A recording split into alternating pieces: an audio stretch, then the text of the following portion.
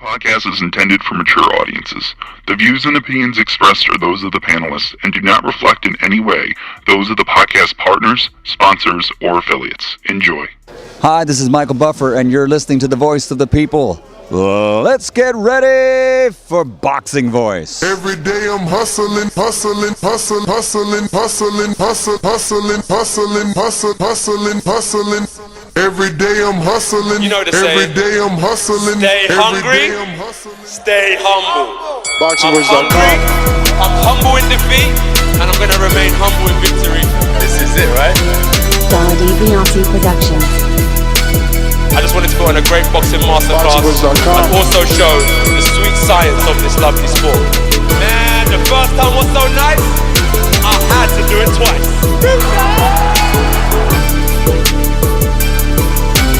I'm prepared to the best of my capability, and I pray that I get the win. Look at it, I love Mike Tyson, how he came into the game on some different kind of vibe. You know what I mean? But it takes a crazy man to want to fight, you know what I mean, day in, day out. The hardcore sport, as you said, no silk shoes.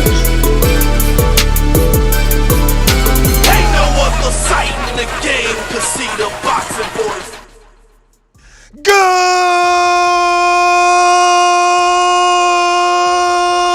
morning, TBV. What up, ladies and gentlemen? Welcome back. How are you? How the hell are you, Alexander Lioness? Must be that I'm going to Florida Energy this morning. But you already know, Champa. Yo, call me Flo Rida, B. Call me Flo Rida, man. Call you. The best part of waking up. It's TBV in your car. Yeah, man. Call me Flo Rida. Call me two-time house buying champ, Flo Rida, a.k.a. Young Ali. You know what I'm saying? Whatever you want to address me as, you know how it's strong all he is. good, man. I take Young Ali. I take Ness GTO. I take two-time house buying champ. I take Flo Rida. Whatever, man. They all the same for me. What's up, ladies and gentlemen? Good buenos dias. We're here to discuss Fury and Joshua and the fact that the WBO have conditionally approved Undisputed between the two gentlemen. Whatever lingering issues remain in putting together an undisputed fight, the WBO sanctioning body will not be an obstacle. That's when you're supposed to hit us with the dun dun dun. Oh, okay. I was. Exactly. A major hurdle was cleared in the efforts to move forward with this titanic showdown. Damn, the writer really loves this fight. Called it a titanic showdown. Brought in the biggest boat to ever go down. Yo, so is that a good metaphor? Because yeah, it was a huge boat, but the actual the first ever trip was a huge failure. Everyone died. Everyone died. Well, just for history's sake, not everyone died, but a lot of people were lost. So anyway, yeah, that was funny. I just found that funny. But what's up with this, man? Nobody cares about the WBO. That's the sense I'm getting. Oh, Jack. While she was on the raft talking about some Jack, get off the raft and share it. What you don't be calling my name? Give me some of the raft, man. Give me some of the little wood. She talking about some Jack. He was frozen in time when she woke up.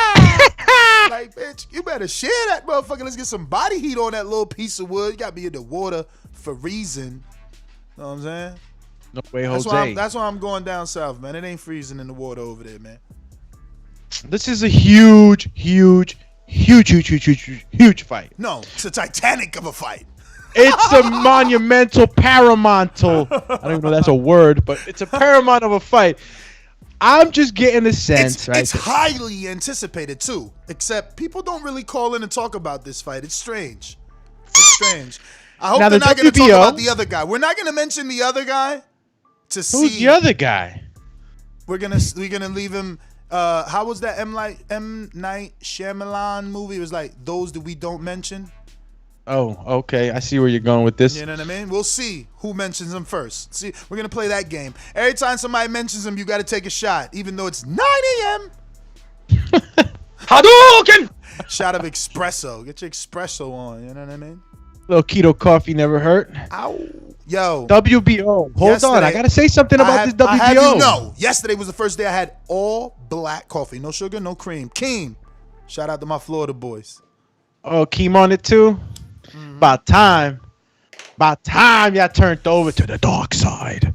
The real dark side. More like the bitter side. Coffee don't even taste like coffee without sugar and cream.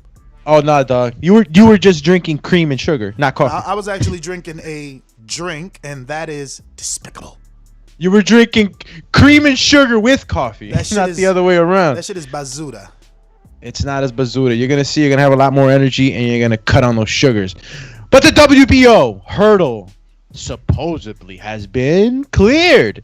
Yes. And the only hurdle left might be that, little arbitration going on the Fury Wilder side. So let's get into the meat and bones of what really this means. Usyk was the WBO mandatory. Yes. And now we have an option to put him to the side, and maybe he's looking into other horizons out there where he can just, hold on to an interim title and then fight Joyce for it? Yeah, so that's my biggest issue, right? So, I should have got Sam Jones on. Let me check if he's available, man.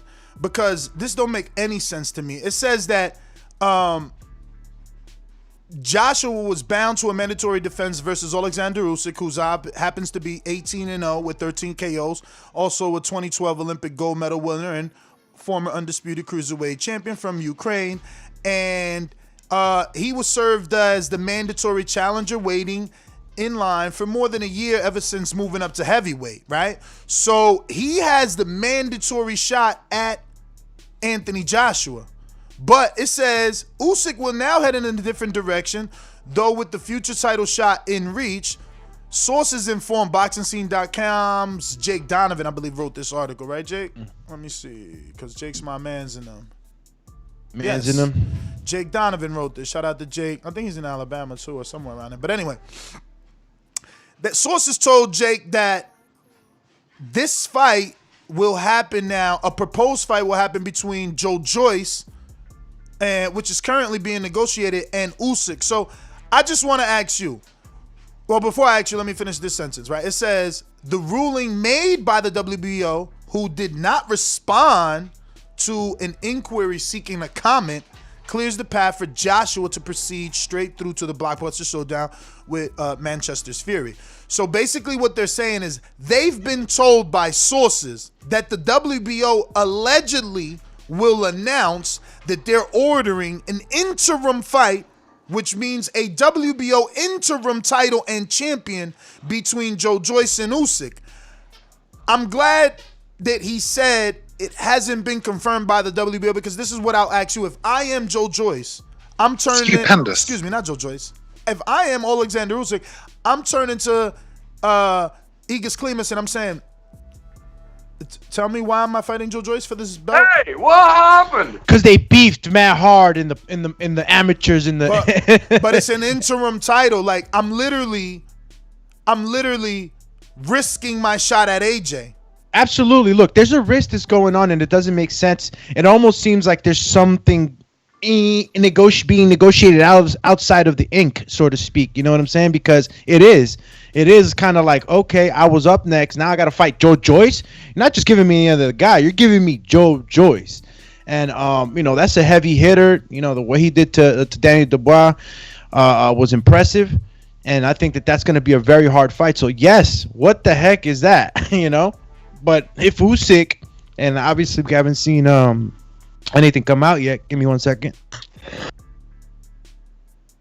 But pretty sure that if Usyk for any reason thinks that's a fight that, it's not what he wants in a sense because of the position he already held, he'll speak his mind on it. But I don't think that Usyk is going to shy away from something like that. And even though he's getting put to the side, and then he has to go fight another guy, I'm pretty sure something in there has to be going on where, they're giving a guy a break some sort of way. I mean, I always like to think, when things like this happen, maybe somebody gets a little bit of, Skrilla. You know what I'm saying? Because at the end of the day, I gotta look after my investment. So, I gotta shout out my man Fan and International Boxing Channel, who has become a member. Welcome to the prospect level, champ. So, Sky Sports has an article with let me see here, Usyk's promoter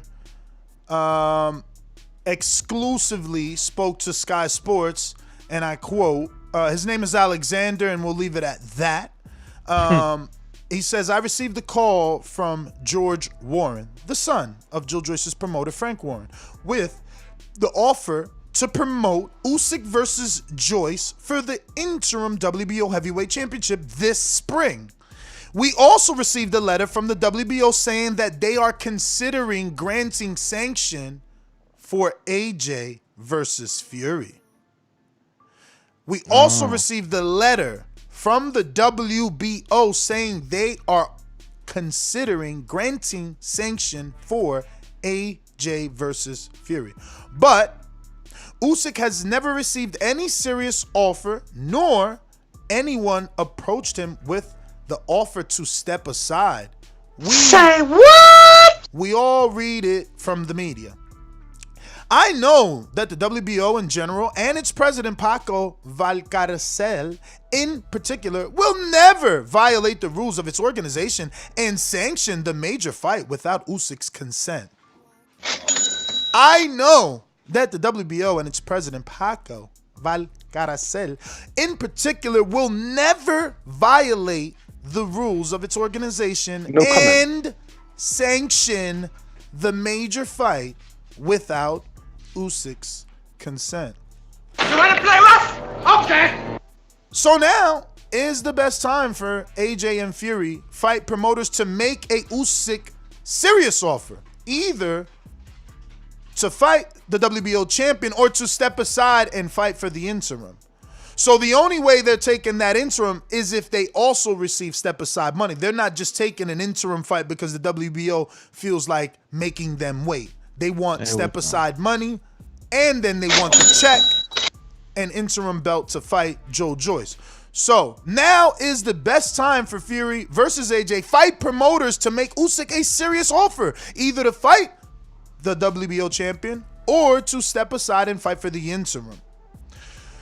So looks like we cleared up a little bit right now because no Skrilla going Usyk's way, man. Something's got to give. Well, not that there's no Skrilla going his way, because Joe Joyce's manager Sam Jones says, and he told Sky Sports, we've been in talks with Joe's promoter Frank Warren for a couple of weeks now. We're looking at extending Joe's deal with Frank and BT, given it is going to expire. So damn, Joe Joyce got 2 fights only with BT? Wow. Okay, right? Because it was like that tune-up that him and Dubois got, then they went into the Dubois fight. Right? So, true.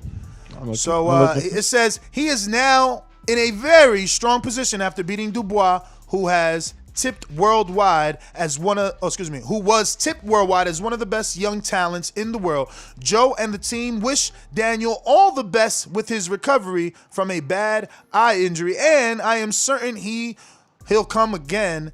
But this is now Joe Joyce's time to fulfill his dream and become the world heavyweight champion. As well as that, we have also been in talks to fight Usyk next, which could potentially be for the interim title, which would be a massive fight.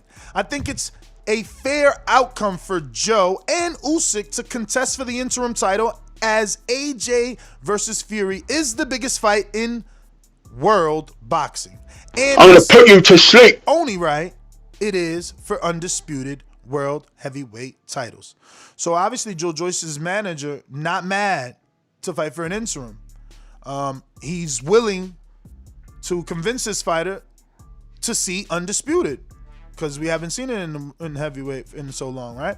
So Joe Joyce previously told Sky Sports about taking on Usyk Derek Chisora put up a valiant effort, but Usyk's skills were better. Against me, it would be a different story.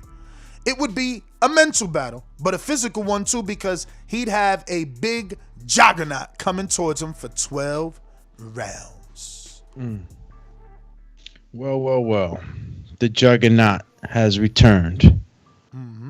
Now, is Deontay Wilder a obstacle? Sky Sports has this to say. Joshua's promoter, Eddie Hearn, told Sky Sports, Fury's U.S. promoter, Bob Arum, is not too concerned. He feels like the contract is over.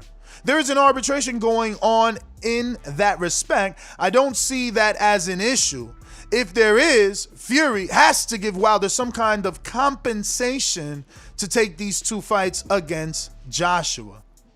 If there is, Fury has to give Wilder some kind of compensation. Yo, I don't know what that word means, Doomy. That doesn't mean pay, right? It means compensated, whether it be monetarily or any other way that they might want to be compensated. But money is you, pay me. Is the. Say what now? Fuck you, pay me. But Wilder, let us fight for Undisputed. Fuck you, pay me. Please step aside. Fuck you, pay me. Can we just do this big fight for all of Britannia? Fuck you, pay me. Okay. Compensation, they say. No contract, they said. They let it expire, they said. Shelley failed them, they said. He said a lot of things. Fuck you, pay me. Okay. Arum told Sky Sports, I think we'll sort through any issues and arrive at the conclusion, which is the fight that everybody wants. A location for Joshua Fury is yet to be decided, but both fighters and promoters have suggested they amicably agree. Now, how close really is Joshua Fury from happening? According to this same Sky Sports article, it says a week ago, Arum told Sky Sports, I don't want to make a deadline, but I just can report that everything so far has been going splendidly, and we hope to have a signed document within the next couple of weeks. I am 95% confident the fight happens. And I'm 100% confident that my guy wins, and wins by knockout. Knockout. So the hurdle that needs to be moved now, it's obviously the biggest one and the one that we've been talking about the most. It's crazy how that WBO was so quick, so quick to handle that. But this thing is still in arbitration, so it's like, are you giving my boy Wilder some money? Are you gonna treat him the same way you're treating the other guys? Sounds like Eddie Hearn is saying that you must pay. Yeah, you gotta earn with Hearn, man. And listen, you can't pay one side and not pay the other. You can't just say screw you and off to the win you go to the biggest fight, that could possibly be made. You gotta cut the pie a certain way. Obviously, that pie is gonna be huge between Wilder and AJ. So it's gonna be interesting to see what sort of things develop from this. Absolutely. Again, I've been saying it for a minute now. We've been waiting so long. I just want a fight to happen now. So I'm cool. I'm cool with, if Wilder's cool with it, obviously, because at the end of the day, that man is the only one that knows whether he wants to go right into it or not. So, and if he's not or he can't, because others, monies that might be made in a bigger fight or whatever they think that's bigger. Because I know Wilder versus Tyson Fury 3 would have been huge. But they're going to have to cut the pie. They're going to have to give him a slice of something in order for him to go ahead and, go fight another guy. It looks like the both sides are making sacrifices. I think this is gonna happen, man. AJ versus Tyson Fury is inevitable. I don't know about inevitable, man. There definitely seem to be some hurdles that need to be overcome. I'm confident that it could happen, but we'll see. We'll see. Listen, we're so far removed from the other guy and AJ that it's like we thought that was for sure, and that ain't happened. So, until they're not walking in the ring, you just don't know, man. Just don't know. How dangerous is this for Usyk, though? I mean, it sounds pretty simple, It's dangerous, man. I mean, look, you're talking about a huge opportunity, right? Like fighting AJ is almost like fighting Canelo, if not the same financially in terms of purse. So it's dangerous. Look at what Joyce just did to Daniel. All of it, Mr. Super Slow, Mr. Slow as molasses. Everybody, picked Daniel, right? And look. So absolutely it's dangerous. Absolutely, because why? Because you can get bumped from your huge opportunity. Oh, that's dangerous. And I don't and again, it's not like they've taken it. Now that you brought some light, with what Egis Klimas had to say about that and what has not been offered or what not has been given or whatever it might be, but it's still not a all the way go, is it? I mean, the WBO, the sanctioning body, has okayed it, but I don't know if I'm clear on if Usyk's totally okay with it right now. But even if Usyk wasn't okay with it, does he have a say? Wasn't okay with what? Well, with going ahead and stepping aside. No, and taking yeah, an of course. If he's not okay with it, it's like Sam Jones said. There's no way the sanctioning body is gonna, well, not Sam Jones, Egis, or rather Alexander said there's no way that the WBO is gonna grant Fury AJ without talking to Usyk, because Usyk legally is in line. If you skip Usyk over after being the mandatory, I mean, he could take you to court. That's why you have rules, and if you don't abide by them, they can take you to court. They took the WBA to court. That's why Frezzo Quendo still got a shot, just waiting for the right guy. All right. So then there's still more to come. There's still more to come. Obviously, figures and stuff like that. But it's still a dangerous. Like I personally think that he would lose to a Joe Joyce, man. That's gonna be real tough, man. I seen him out there. I think he was being baptized in the cold on IG. He looks like he's keeping himself fit, but Joe Joyce is just too much of an onslaught, I think. Even though he has the perfect style, Usyk for that type of fighter, because he's able to fight off his back foot, he's able to counter and things like that. But a lot of people think that Joe Joyce is just a robot, man. But when he's in front of you and he's hitting you with that jackhammer jab, is a whole nother story. So Usyk may as well be losing his shot, in a sense, because it's a tough route to take. So I hope he gets well compensated for whatever the heck he has to do, because you're right. That's the biggest fight. It's like fighting Canelo in the heavyweight division, right? Anthony Joshua, and it's being postponed. This gives you an insight too, bro, like how much money AJ and Tyson is gonna garner. Like it's just so much money that they're like, they can't not have this fight. It's like they're gonna do everything they can to make this fight happen. So much money. There's rumors of 60 to 70 million pounds per fighter for this fight. So, that's major money. But yes. Looks like we have our guest on this morning. Oh, is he really? I'm sorry. I hear nothing there. Yeah, I think maybe the service is a little draggy, but I don't know. Yeah, it definitely. Keon. I think Keon froze up a little bit on us. There you go. Keon, you there? Hello? You able to hear us? Your service is a bit draggy, laggy. Yeah, are you on Wi-Fi or something, or not?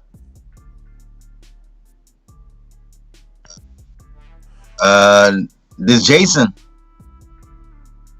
We cannot hear you, brother. Your service is no good. Said it was Jason.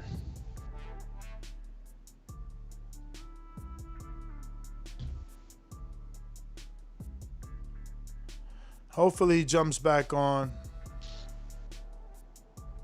Yeah. So back to this Tyson Fury, right, and AJ fight. There's a lot of money, man. There's just so much mystique now with this fight. You know what I'm saying? It's a lot of mystique, man.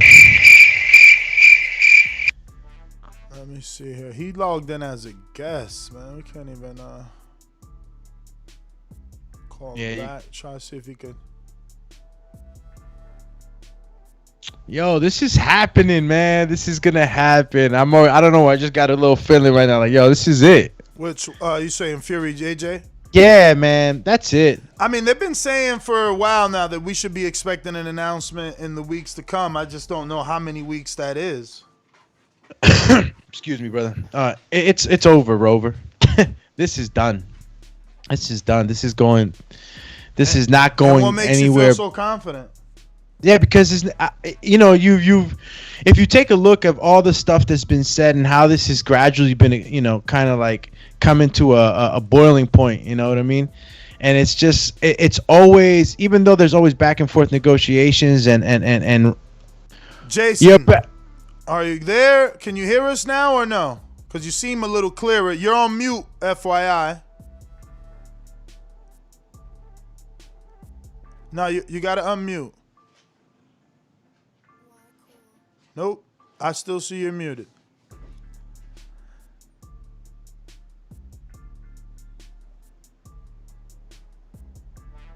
You're still muted, champ.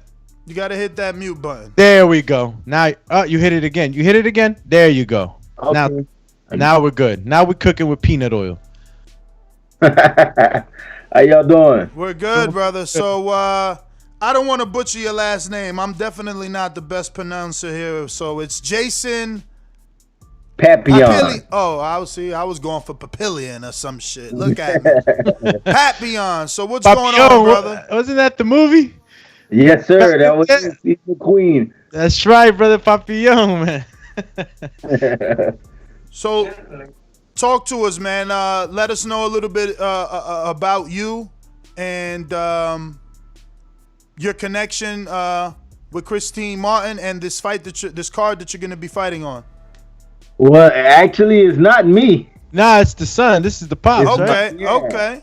Yeah. So where's your son at? Keon's he has to get the link. I'm about to send him the link. I don't really know how to mess with that, but you should have it in your email address. Yeah. All right. But yeah, no, it's not me. I'm done fighting. I'm retired. So what was your record? When did you fight? What years? I fought for 18 years, man. Wow. 49 and 15 with 34 knockouts. Wow. Yep. So it's in his blood. Yeah, I was ranked in the top 5 in all divisions, the WBA, WBC, IBF. Fought Winky Wright for the IBF world title. Super welter. IBF super welterweight champion. Former WBA international welterweight, super welterweight champion. And I was Roy Jones Jr. sparring partner for almost 10 years. Wow. Yeah. And how did so you raised Keon in the sport, so to speak, no? Yes, I have. You know, when I was active competing, you know, he was still a kid. He was maybe 5-6 years old. He would follow me at the gym. You know, he was involved in the boxing until the other kids got there, and once the other kids showed up, you know, that was it. You know, he forgot about the gym work.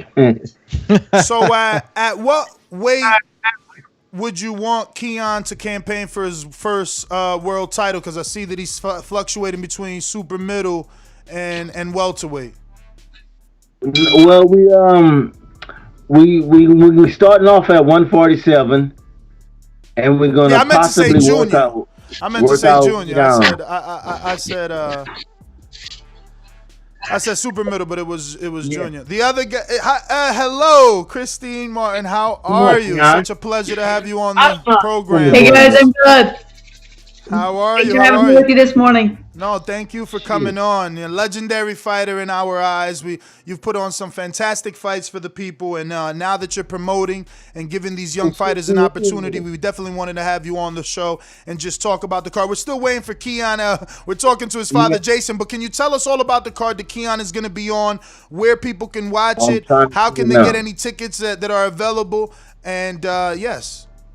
It's going to be a great show. We're going to be in Orlando, Florida at the Aventi Resort over on International Drive. It's loaded with a lot of local talent, up and coming young fighters. That's what, on my shows, I'm a young promoter, so I use a lot of those 4 and 6 round fighters that are still building.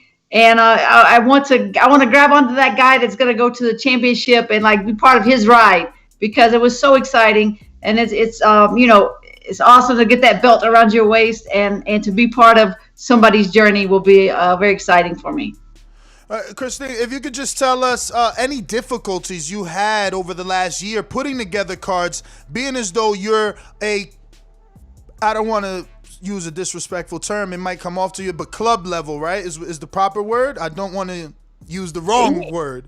No, you're right. You know what? It's like this. I feel like as a promoter, you start out as a 4-round promoter, then you go to 6, just like a fighter, you grow and grow. And I feel like that I'm right there teetering about 6 to 8 round right now. But still looking for that big sponsor that's going to come on board with me and with me, Christy Martin, whether we're in South Carolina, whether we're in Florida, North Carolina, Texas, wherever we may be, they'll be part of the promotion. So I'm out there. Anybody that needs somebody to get behind, I have a good story. The domestic violence thing, we're always working with domestic violence shelters and centers in every town that we promote in. We actually have a big event coming up in Vero Beach, Florida in April. It's going to be black tie, only 150 seats, and some of the proceeds will go back to Safe Space, which is a local domestic violence shelter there. But we're also using the proceeds to build Christie's Champs. Okay, and so how was it during this last year with COVID? Were you able to put any shows together? If so, how many? And just tell us some of the difficulties continuing doing what it is you love to do. Yeah, it's tough because a lot of gyms are closed. Fighters will test positive the week of the fight, so there's nothing you can do really, And at my level, I can't do a bubble. I'm not top rank. I'm not Don King. I don't have those kind of pockets. So I just kind of have to roll with the punches and try to, I schedule more fights than I need.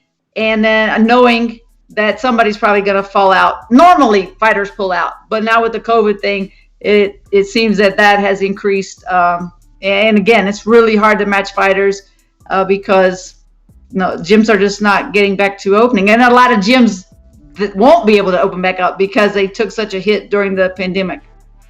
And how many shows have you put on since last March? Were you able to get any off during the COVID?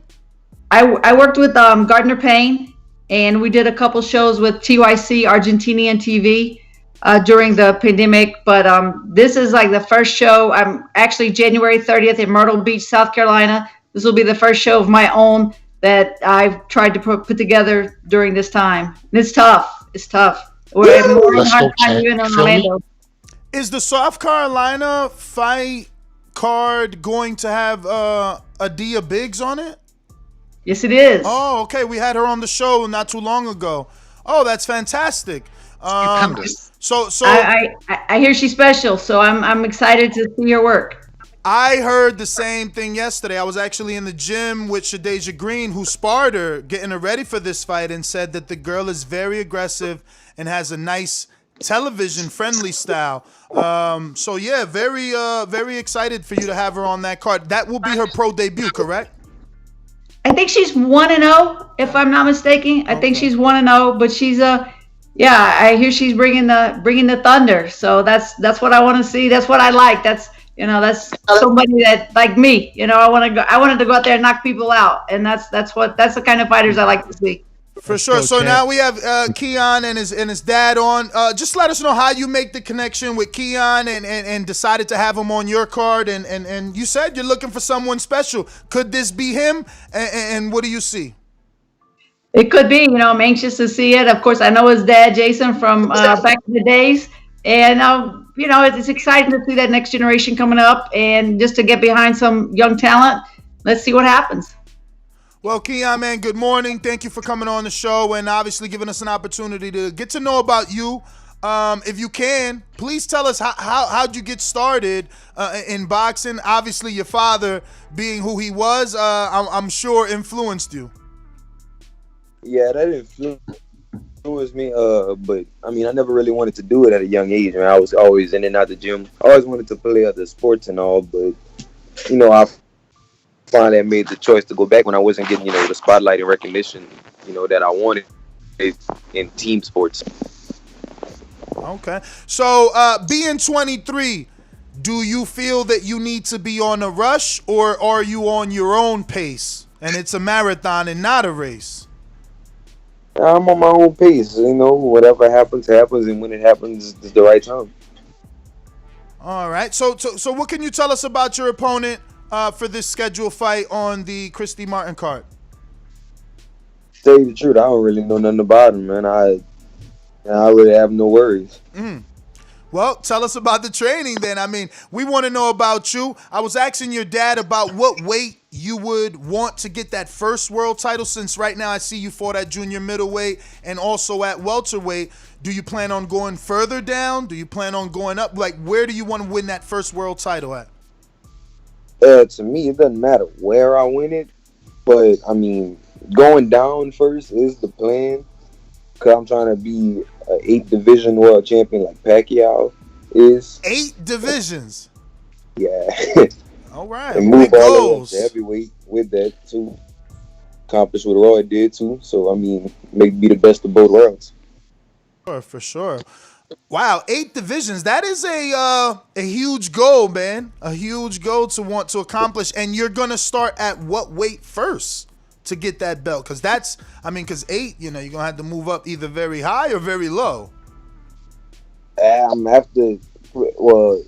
have to start at 140 for sure. Okay, 140. That's a hot division right now, man. Who do you think is the man at that division right now? Obviously not name you. All right, Josh Taylor, but you know, I mean, that's only because he's, you know, the unified champion. He beat Regis, but that's just who I personally think of right now. Okay, so you put more stock in Josh than Ramirez, or you picking Josh to beat Jose Ramirez if that happens and when it does? Yeah, I think so. Okay. It's too big for Ramirez too. You know, it's funny that you are picking Josh, because we had Tiafimo on here about 3 days ago who kind of said the same thing. You know, he feels like maybe Josh Taylor is the one that's going to get the win. What do you see? I just think he's bigger than Ramirez too. I mean, that weight's going to make a difference. Yeah, and he plays to his style perfectly. So you're going to be fighting on Miss Martin's card. I mean, she was known for blood and guts and definitely giving fan-friendly and television-friendly fights. What is your style like, man? We never met you. We haven't seen you. Paint us a picture of what it is you look like in that ring. And all through amateurs, you know, everybody said I fought like my dad and Roy Jones. Like, that's the only 2 comparisons I done had so far. Roy. That's a huge compliment, Roy. So what do you have? Nice agility, cat-like reflexes. Is it that Captain Hook? What do you got from Roy? Oh man, Captain Hook. I got reflexes. Yeah, it's getting there, but I'm athletic, like out of this world, and I work real hard behind everything too, and I'm just as fast. Now, Ms. Martin, have you gotten the opportunity to see him either work in the gym or any of his other fights, or are you going off the relationship with his father? I'm really going off the relationship with his father, and you know, I have this January 30 show coming up, but after that, I'll sit down and look at some YouTube videos and get myself prepared of what I'm gonna see, you know, on Fight Night in Orlando. So Jason, tell me, man, why is your son special? A lot of father-son combos and duos in this sport. You guys have an advantage on some of those because of your pedigree. You know, your professional background will definitely open some doors for him, as they already are. But why is he special? Why would he be better than you, right? That's what we all strive for, our sons to be better than us. Why would he be better than you? Wow, man, that's a good question, man. Good morning, Christy. Good morning. But Keon, he's phenomenal, man. He started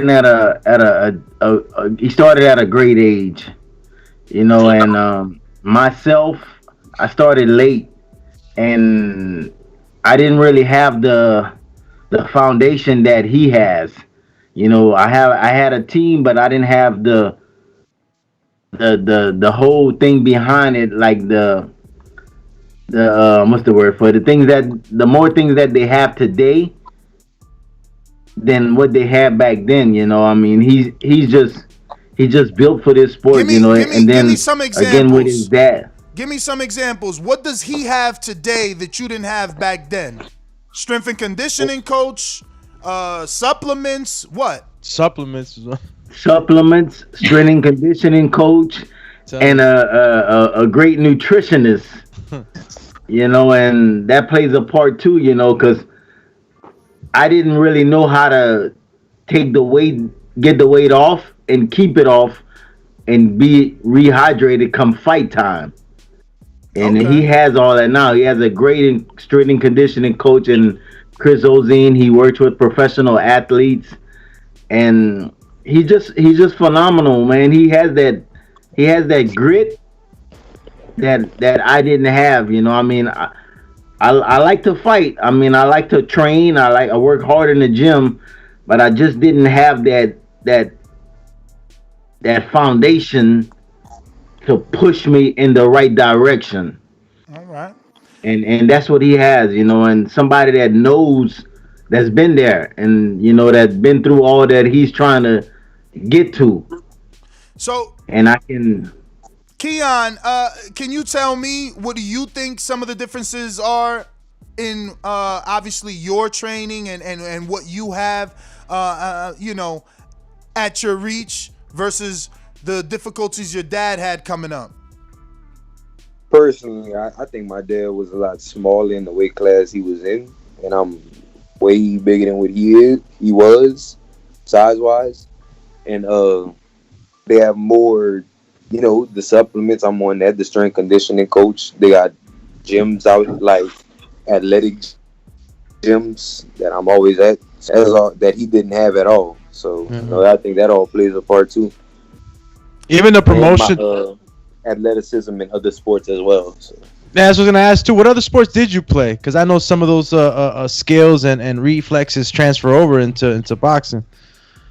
Play football, basketball, baseball. Okay. Pretty much. That's just the all around athlete. Yeah. So how long have you been training? Because you just had your first 2 fights last year. So how long were you actually in the gym before you took those fights? I've been in the gym.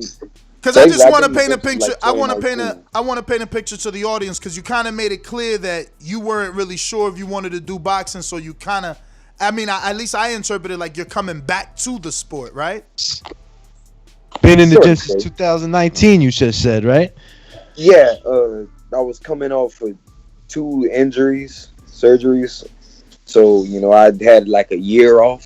Okay. And that was 2019, like October or November 2019 was my first comeback fight. Like a year and a half or a year. One of the two. And then I had another year layoff like prior to that. So, through another injury.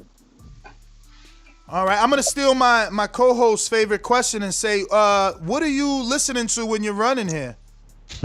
Oh, man. My music is a whole variety, man. It goes from Michael Jackson to everything that's playing now to 80s music. Let's go, champ. Sound good to me. All right. Hey, how you doing? Can I jump in there real quick? I want to listen to. How you doing? My name is Francis from Canada. That was one of my questions. So I'm gonna ask the second question I usually ask is what is your pre-fight meal and what is your post-fight guilty pleasure? Like when I get out the ring, I gots to have it. I just gots to have it. Oh, my pre-fight meal. I mean, it really be more of like the last 2 fights I had a vegetable pizza. Oh, I mean supreme pizza, not vegetable. I said that wrong. a supreme pizza, and after, man, I just be making a list like while I'm making weight, I literally Google all kind of meals that I just have saved up to eat after, man. Yeah. Fast food, everything that I have. So nothing particular, like pizza and wings, no like dessert, ice cream, donuts, nothing like that. He definitely said pizza, which is something that almost every fighter has been saying. Everybody. Yo, it's like pizza's the golden. Yeah. But it just be like it'll be something at random, man. Like, man, I think I want a slushy. I put that in my notes on my phone. I just take it day by day eating. He said he put it in the notes. Whatever. I love it. Hey, quick question, Keon. Does your music selection change from fight to when you're working out? Do you have a difference, or is it just the same? I personally choose not to play my music working out because I feel like, it'll be like, what is he listening to? 'Cause I don't want my music all over the gym like that. So it'll mess up some vibes. It's very wild. I hear that, bro. So, I'm Keon, the same way, man. Where are you from? Lafayette, Louisiana. Oh, Louisiana. And where do you train at? Right now we really, not in the gym, but we moving around. Okay. So, is it hard to get sparring in Louisiana? Yeah, every now and then. It was harder in amateurs, but it's coming around easier now. Okay. The other question I wanted to ask you is there one particular workout or exercise that you do in the boxing gym that you have to mentally get yourself prepared to do? You guys to do it, but you got to be like, man, we doing this today. Okay, let me get ready for it. Not really, because it's really always kind of a surprise. But if anything, it's probably running, because it's always that walking, warming up, getting ready to all right, here we go again. Yeah, running. And pick my music. Speaking of running, what are what's your not favorite, but what do you think is the most effective exercise to build stamina that you use for yourself in training camp? Swimming. I recently just figured that out. Interesting. Yeah, it does work. Nice. And is it easy to swim in Louisiana? At the gym I go to, because there's about 4 or 5 different pools. But if you don't go there, it's really hard to find a place. All right. Well, we got a few questions from the people for the both of you guys. I'll start. I'll go back and forth, right? So the first one is for Christy Martin, and it is from Amin in Essex, New Jersey, who says, "Peace, champ. Who do you think would have won between Layla Ali and Ann Wolfe back in the day?" I think that Layla would have won. She would have used her height and her reach, kept Ann at the end of her punches, and probably stopped her, because Ann actually got knocked out by Valerie Mahfoud, which is somebody that I fought. And I think Layla's a lot better than people gave her credit, because everybody came out and said she's just living off her dad's name, which she got lots of breaks and doors open because of her last name. But she went to the gym, she got good training, she worked her butt off, and I really think that I will give her the nod for the fight against Ann Wolfe. All right, Keon, this one is for you. It's coming from Rue in the 504 Louisiana. It says, "Thanks for coming on the show, champ. What inspiration do you take from your father's career as you are just starting your own?" Personally, I want to, continue our last name and our legacy and all that, be the person in Louisiana that actually brings back a world title. Now, I feel like my dad should have earned one, but yeah, it's not how everything goes. Echoing like that. But yeah, I just want to be the one that everybody looks up to. That's pretty much my inspiration, just having other people look up to me and always say, man, you go be that one. All right. Next one is for Christy, and this is coming from David Maldonado in New York City. Says, "Happy New Year's, Christy. I sat next to you and your husband when Felix Trinidad crushed William Joppy at the Garden in 2001. Who is your favorite women's boxer today and why?" Wow. Today, you know, I think Katie Taylor from Ireland is pretty good. She's solid. She's not really great at anything, but just solid good at most everything. Um, you know, I think we have a great group of young and upcoming female fighters. One being on my show, Biggs. I'm excited about. So I don't know that I think we're still looking for that personality for women's boxing that's really going to grab onto the fans and make them tune in. Like, hey, this woman's going to, you know, knock somebody out, or, you know, she's going to get all busted up and still knock somebody out, you know, and bring that energy and excitement to the ring. I think we're still looking for that as the female side of boxing. All right, Keon, James Valdez in San Antonio, Texas says, how did you get the name The Chosen One? I never personally picked the name, but everybody, you know, that was family, friends, them through when we did have a gym, but when they would come through, they would always be like, man, you the one, you the chosen one. You know, I never really was big on nicknames, but, you know, when everybody started calling me that, it just kind of stuck. And by the time my first fight came around, I was like, that's going to be my nickname. Stupendous. For sure. Next one is for you, Christy, and it's coming from Rue in the 504, who says, what will it take, I guess, for women's boxing to gain more credibility like women's MMA has done over the past few years? I think it's going to take that personality like I was talking about, but it's going to take a major promoter, and maybe it will be me as I get there, but somebody in a network that will really get behind a female fighter and really get the fans on board with them. But it's a whole different thing. Like, absolutely, the MMA, the women's side really has taken off, but it's a different fan base than boxing. You know, boxing has that old school mentality. You know, they really haven't jumped on board with any woman fighter. And, you know, I feel like I brought excitement and stuff, but I still couldn't get like the huge base of the fans to come on board with me. And I think that's the whole thing. MMA is a different group, a lot younger, you know, and younger guys are more open to women in sports. All right, we got Keon. We have James Payne Lethal, who says, where do you pull your motivation from these days? Where do you pull your motivation from these days where it's hard to get up and go to the gym? I guess he meant to say when it's hard to get up and go to the gym. Keon? Muted. He's muted.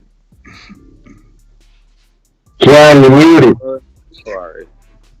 I mean, my motivation to get up, I don't know, man. I mean, hard work has always been in me from whatever I wanted to do. I'm always a fan of improving myself. I always love to improve myself. But I mean, if I did have a motivation, is from really everybody that just tells me like you're gonna be the one to make it, and having all these little, you know, the little ones look up to you. And the younger ones, to be that idol to them, yeah, that's my motivation. All right, and next one is from James Payne Lethal for Christy Martin, who says, what is your favorite era time frame of boxing and why? Oh my goodness, let's see. You know, probably the Hagler, Hearns, Sugar Ray Leonard, that whole era. That's, you know, that's the most exciting. Probably all those great fighters, legends, and they're fighting each other. Not like it is today, where everybody has to protect that O. These guys were going in there and go at each other. You know, one after another. Hagler, Hearns, then, you know, Hagler, Leonard, Duran was in there. It just, the list goes on and on. And then in the 70s, we had the light heavyweights. It was a great era. So those two are probably my favorite. I almost can't let you get away without asking you, what did you think of ESPN putting the four kings and then claiming that T.O., Ryan, Tank Davis, and Devin Haney are the new kings, the new four kings. Yeah, your thoughts? You know, those are all young guys, and those are big shoes to fill, right? And you know, one thing I don't understand, like, these guys are turning pro so early, and then they're still not men's strength yet, right? You know, they're so they have to be cautious. And then they, again, protecting that O. So it is very. You want to get on board with one of these guys or a couple of these guys? I'd love to if he because he talks the talk and he walks the walk and talks the talk and I like a little bit of that trash talking guy stuff going on. So and then to go out there and land the big shots and get the big wins that he did. Tank, I was at the fight when he got the big knockout. These guys are exciting, and I hope that they continue to bring that excitement because we need to get new fans on board with boxing. All right, we got Big Casual for Keon. Go ahead, Domi. Yeah, Big Casual says, bigger fight for boxing in your opinion? AJ versus Fury, Bud versus Spence, Ryan versus Tank, or Canelo versus Charlo? This is for Keon. I think Bud versus Spence the biggest fight to make. Close behind, I'd say AJ and Fury. But I think it's Bud and Spence. And out of those two fighters, which fighter do you, do you have a favorite between the two? Man, I like Errol at first, but the more I see Crawford and as he fights more at 147, it's like it is becoming more of an even fight to me. So I really, don't have a pick yet. I'm more of like 60-40 for Errol, but it's slowly coming like 50-50. Starting to even out for you? Yeah. That's Earl with his ranch. Listening to you. Come on, champ. You got another one? Because I got a question for... Nah, go right ahead. Oh, I got a question for Christy. I wanted to ask you two questions. One, did you see the fight between Cecilia Brækhus and Jessica McCaskill? I did not. You did not? Okay. I was going to ask you what your thoughts on that one, because they're having a rematch. And my second thought is, what is your thoughts as to why Clarissa Shields doesn't get the recognition as one of the top females in female boxing today? Like, she's not one of the few names that are being brought up when they talk female boxing. I want to get from your standpoint.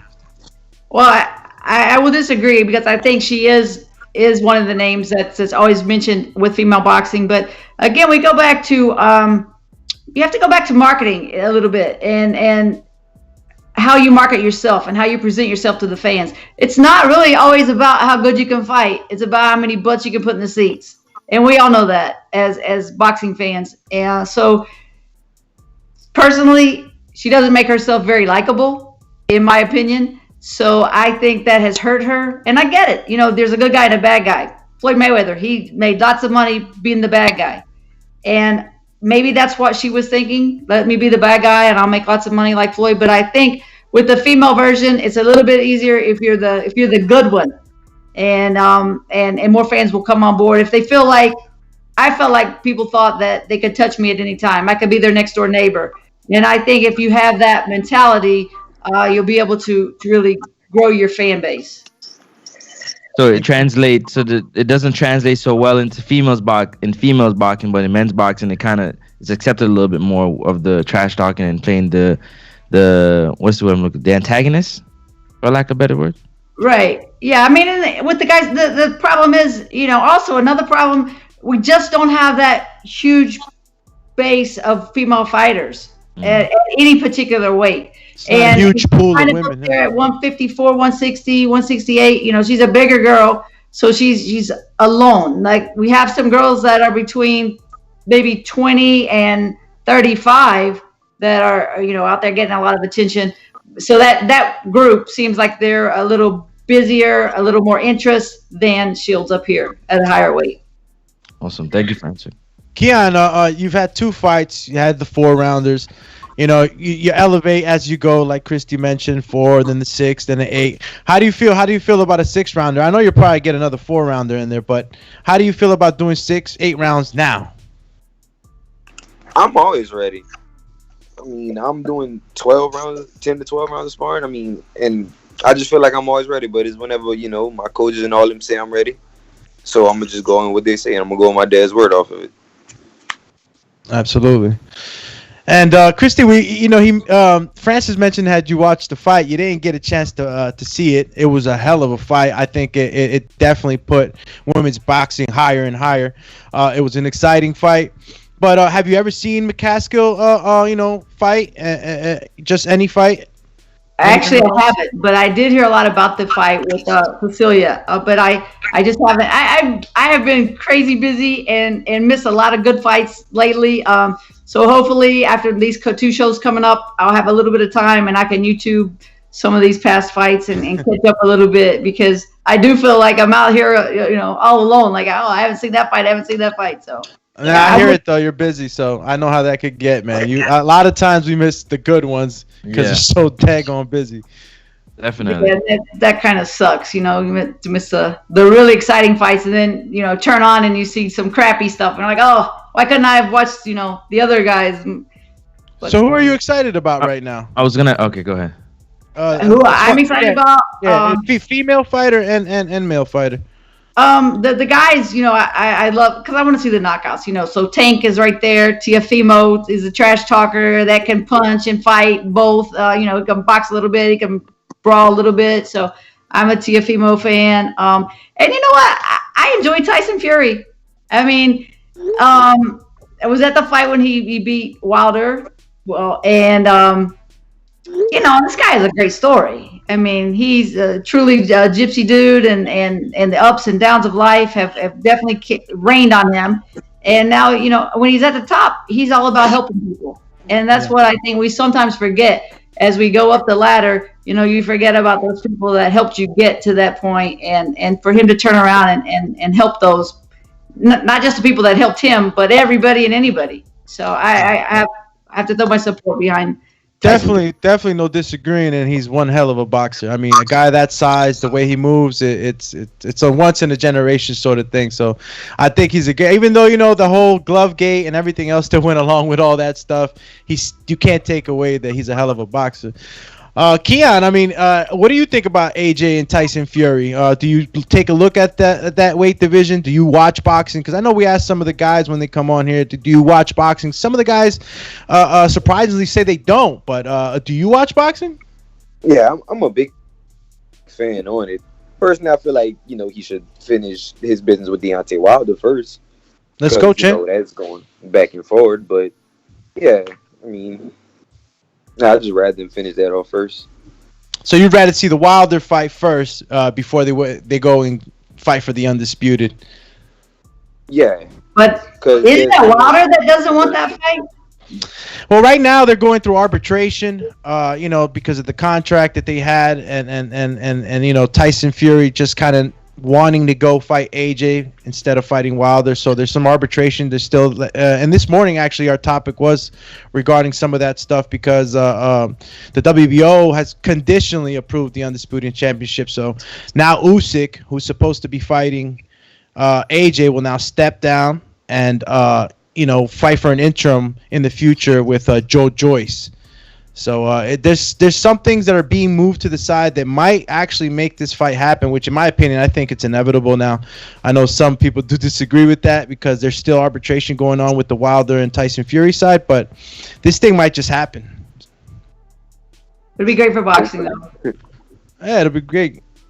Undisputed, all belts, ring bell included. Hasn't been done in a while, but there's still a lot of people that feel like Keon, and even I felt like that because it's an honorable thing to do. The way that negotiations happened between Wilder and Tyson Fury along those fights, so sort of like a handshake deal sort of thing, and it didn't happen. So it's a lot of people that are not too happy about that. It's almost like he's kind of running, but that's another topic, right? Keon, yeah. So you said that you would rather see the Wilder Fury, but who do you favor in the AJ Tyson Fury fight? Tyson Fury. I don't think AJ can really keep up with Tyson Fury like that. His boxing ability too good for him. Hey Alex, did we finish all the questions for Christy and Keon? Well, the last one I had for Keon was Big Casual. So unless someone came in at last minute, did you get to Christy Martin's questions or no? No, all right, I didn't. Thank you. Info Joe says, thanks for coming on, TBV. What do you think about the champ Clarissa Shields going over to MMA because she can't get a fight? And how do you think she would do in MMA? I think MMA fighters do MMA stuff and boxers do boxing stuff. And we haven't seen a lot of positive outcomes when boxers go over to MMA. So this is boxing, our sport. That's what we do. That's what they do. They do the MMA stuff. So I think it's going to be tough for her. I think it's going to be tough for her, and it's going to be hard on her too, because the fans in the MMA side are brutal. I mean, they're going to be 100% against her because they want their sport to win. I think it's going to be a tough road for her. We have JT in New Orleans that says, this is Big Casual says, this is JT put it in the wrong place for Keon. He says, hey, Keon, where is a good gym to train at in Lafayette that can have a lot of kids in it? And do you train in New Orleans? In Lafayette, the only two good gyms in Lafayette right now is Fletcher's Boxing Club and Backstreet Boxing Club for the kids. And it's really the only two active gyms right now in Lafayette. But in New Orleans, if I go to New Orleans, we haven't really traveled that far yet for everybody else. But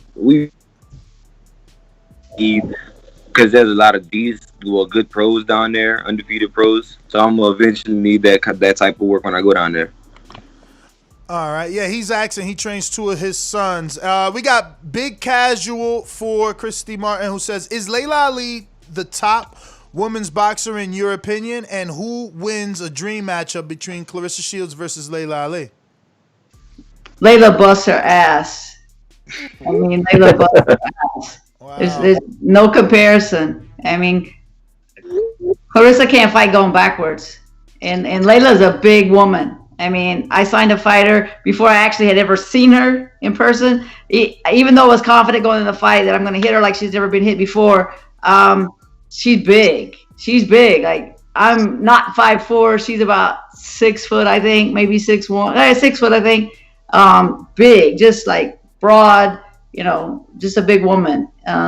So yeah, she's gonna she would back Shields up, and Shields cannot fight going backwards. So Layla all the way. All right. And Carlito in the UK says, hi, Miss Martin. If you could promote one fighter today, any weight class, who would that be? I would probably have to say like Tiafimo, because I love that shit talking and backing it up, I think it would be exciting, it would be fun, and they're great fights around him that to promote. It's not like you have this guy that's standing out here on an island by himself. There's so many matchups for him, so it would be a lot of fun. Well, those are all our questions. If the two of you can give out your social media. Obviously, Ms. Martin, we would love you to let everybody know where they can either, buy the pay-per-view, if it is one, to watch it via stream, or where they can buy tickets if you're accepting live gate. And obviously, Keon, where they can follow you on any forms of social media. You can get tickets and information for the fights on ChristyMartin.com. Eventbrite, the tickets for both Myrtle Beach. Well, actually, I think, Myrtle Beach, Eventbrite, you can still buy tickets. The tickets in Florida are sold out. The pay-per-view live stream will be Vyre, VYRE. I think they're new and upcoming. It's my first event with them. But they have been doing boxing, just recently started, I think, with the first of the year. So they're like the top level of the live stream. I'm excited about working with these guys.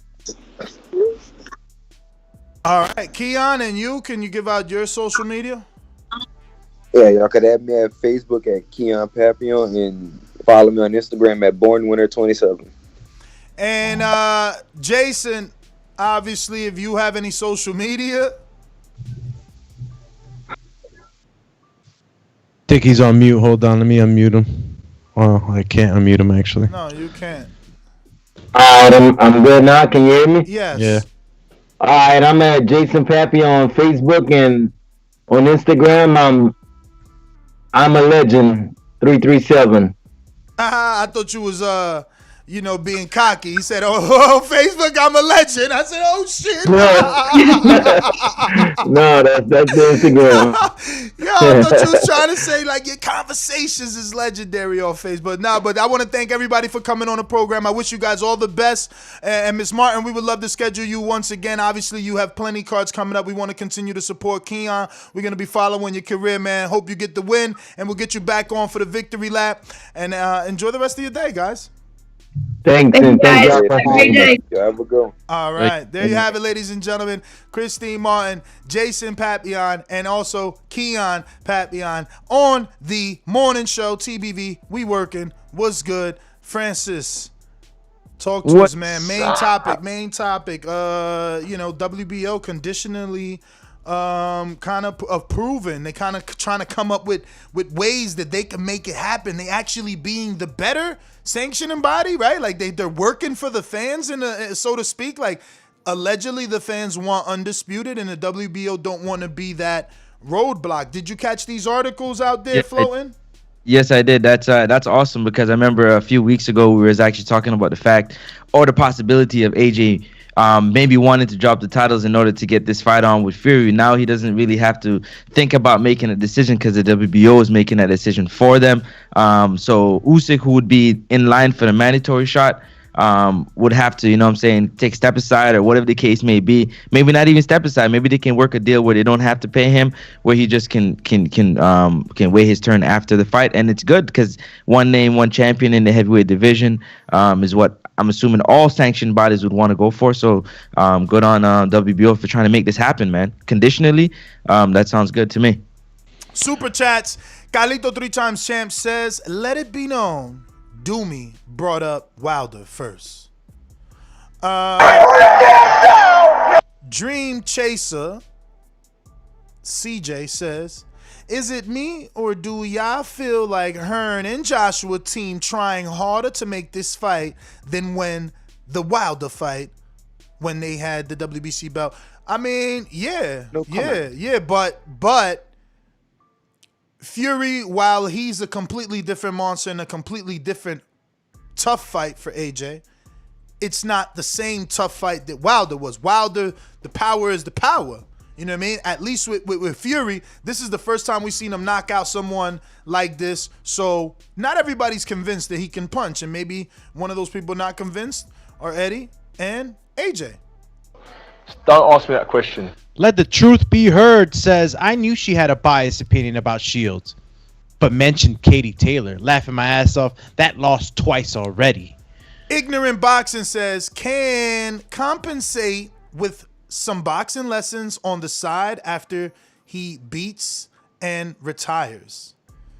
All right. I guess they're saying Fury will compensate Wilder with boxing lessons after he beats him and he retires. After he beats him and Fury retires, then he'll compensate. Come and train him, yeah. He'll come and train him. Marlon So Icy Sims, pro boxer and celebrity boxer at our last Border Wars function where he gave all the winners shirts. Shout out to Marlon So Icy. This season is going to have Willie Monroe Jr. Throw up your W's. And hopefully my man Michael Polite Coffee, either wins or is in high spirits. If he doesn't beat Darmani Rock and he can be present at Border Wars, is going down. Jim locked in. Yeah, it's going down. Marlon So Icy says, oh shit, Marlon, sorry. I'm on your card for the 30th. Sims versus Crowder. Damn, Marlon. See, dude, this is Marlon's fault. How he ain't hit me up like, yo, Ness, I'm fighting January 30th. Get me on the show. He wildin'. Word. He wildin'. Ken Stone, interim belt for Usyk. Called this a mile away. So you been new, huh? So you genie. You a genie in the lamp.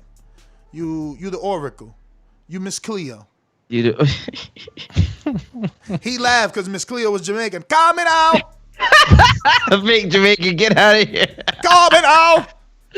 Call me now. Feel free to read it.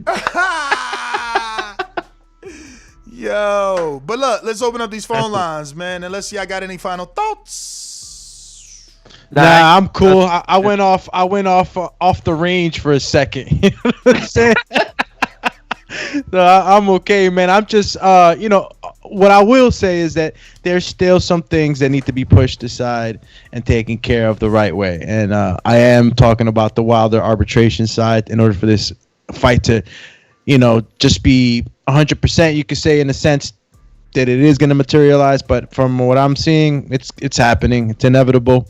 Things are already being done in order to make this fight happen on the other side. I just see my man Wilder coming back, KOing one of these other guys that was mentioned, and then if things do pan out right for him, he eventually gets that crown. But there's promises of Usyk and Joe Joyce, and then who fights AJ after that. There's just a lot of moving parts in this thing, but we'll see. Well, definitely. I got a message here. Okay. Message. That after mediation, either side could go to arbitration. But that was a while ago, a week or so ago, and And if you haven't figured it out, this is Bob Arrow. And this interview is being conducted on Sporting Icons. And it's titled Exclusive Bob Arrow. Deontay Wilder has 100% lost the case against Tyson Fury. And even thought to go to arbitration. Why? Because they have pretty good lawyers. And no lawyer worth his salt is going to go and make a claim that that contract is still in effect. He said, no lawyer worth the salt. Damn, what the fuck does that mean? That's some shit I never heard. I'm not in those tax brackets to hear those type of phrases. You're not worth salt? Damn, table salt? We're talking some ancient Mayan salt. Like nothing regular diamond salt? What the fuck? No pink Himalayan salt? Yo, my man said you're not worth the salt. What the hell? Did I hear that wrong, or did he really use the word salt? That's exactly how the saying goes. In the world is that? That's some fucking 50s shit probably. Listen. 1-425-569-5241. Press 1 one time. Voice your opinion right here on the Voice of the People hotline. And don't forget, when you address me, you call me two-time. Two-time house buying champ. That's Ness GTO. Yes. Yeah, I feel like Biggie and shit when he was like, yo, this goes out to all my teachers said I never amount to nothing. You know what I'm saying? Feel like Biggie right Let's now. go, you know what I'm champ, saying? man. Feel like Blessings, Biggie right blessings, now. man. Yo, let's get to them, though. Let's get to them. But before we do, if you check out the description on the video, you will see that we have a few links there posted. One being the one to join the channel as a member, if you're looking at all the cool emojis on the chat and the badge icons. And obviously, there's much more perks according to whatever tier you choose. So hit that link if you're interested in just taking a peek at the 3 different tiers that we offer. And, choose whatever's best for you. It's just one of the ways you can support the channel. We also have the Dazn link that we get a slight kickback on when you guys decide that maybe you want Dazn as one of your subscriptions, so that you can check out all the good fights that they have on that platform. And if you like other sports, obviously there's a whole bunch of other sports all around the world, even cricket.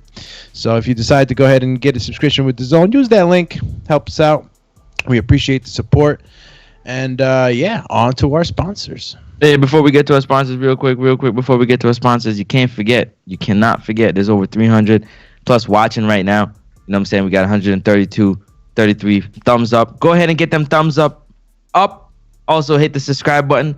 Doesn't cost you anything. You know what I'm saying? It does help with the visibility and the growth of the show. We thank you so very much. Wherever you are watching and listening around the world, we appreciate you so much. Like Alex just so eloquently put, you can go ahead and join the members page. You can go ahead and check out Patreon page. It's simple access. We've presented it for you. All you got to do is click, follow the little steps, and you'll be right there signed up. That's Ness GTO. That's Alex Lionez. And I'm Doyen Francis. Before we go to the sponsor, I just want to give you something real quick from me from the islands.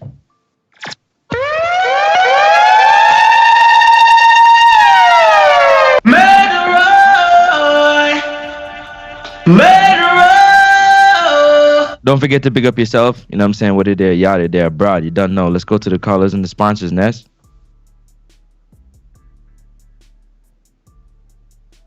These calls are brought to you by El Camino Electrical Services, experts in electric vehicle charging stations. For consultations and turnkey installation, visit us at elcaminoelectricalservices.com.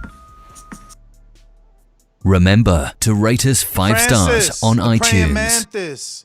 What's happening? Did you get the link? I got your fighter a fight. I've been waiting for a minute to ask you. Is that El Matador you talking about? I got your fighter a fight. Is that El Matador? I got your fighter a fight. want it. I got your fighter a fight. Any of those two jokers. I got your fighter a fight. You want to make this right? Oh shit! Matador got dropped. No, not Matador. He said no. That's the other guy. I watched it. What you mean? The dude with the white ain't Matador? No, that's Abe Savage or whatever. El Matador's the dude in the red gloves with a black shirt. That's crazy because Matador just called him a body. What the Oh shit! Did you watch it? Corey don't want that. Corey don't want that. That dude too big. Yeah, right. That dude too big for Nah, Corey. Corey. Let me tell you something, bro. I saw skills when I saw Corey. Yo, they want that fight. They come in for Corey at 160. Corey, he ain't even got a fight. So let's see what he says. That's all. I mean, Yeah. I ain't seen nothing in the Border Wars chat ever since I dropped the footage. Yo, what's up with the ref, bro? Yo, what's up with the cricket sound bite? What's up with the rest of real? I was watching it too, like yo. Bro, my boy looked like he in the Ibiza. Yeah, man. He was getting tattered, man. Brrr, in the corner, like, Ref, come on, save him. Yo, Brandon, Cincinnati. What's up? Hey, whole nother time zone. Just duffel bag with our mind on. Can't play when you here, get your life stole. If you bring it here, then the price grow. From jabbing and punching the line long. I drop a pigeon, let 9 go. We slap with the fake glass and white go. This only happens in Ohio. Fire. TVB, what's good? Can y'all hear me? We hear you, champ. Yes, sir. Now we don't hear you. Now he gone, but Showcase popped up with a super chat, said, Ness, congrats on the crib. No, congrats on the new crib, Ness. Thank you, champ. Thank you, man. Appreciate it, bro. God is good, man. Granted, my little desire, my little heart's dream. Skype restarted, so we watching Matador. He a little slow, but he definitely looks strong. That jab pushed the shit out of Savage. He got good base. He's active. He throws punches. But Savage is straight up never been in a fight or what? Never. Nah, Savage is right now 3:00 at the school style right now. My man, he ain't getting no spawn for that. He just said, "Fuck it, y'all. I'm gonna go." Dang! I'm going to street beefs, y'all. Yo, Matador was like, "Yo, I ain't like the way this guy was looking at me." Matador fucking him up. Matador fucking him up, though.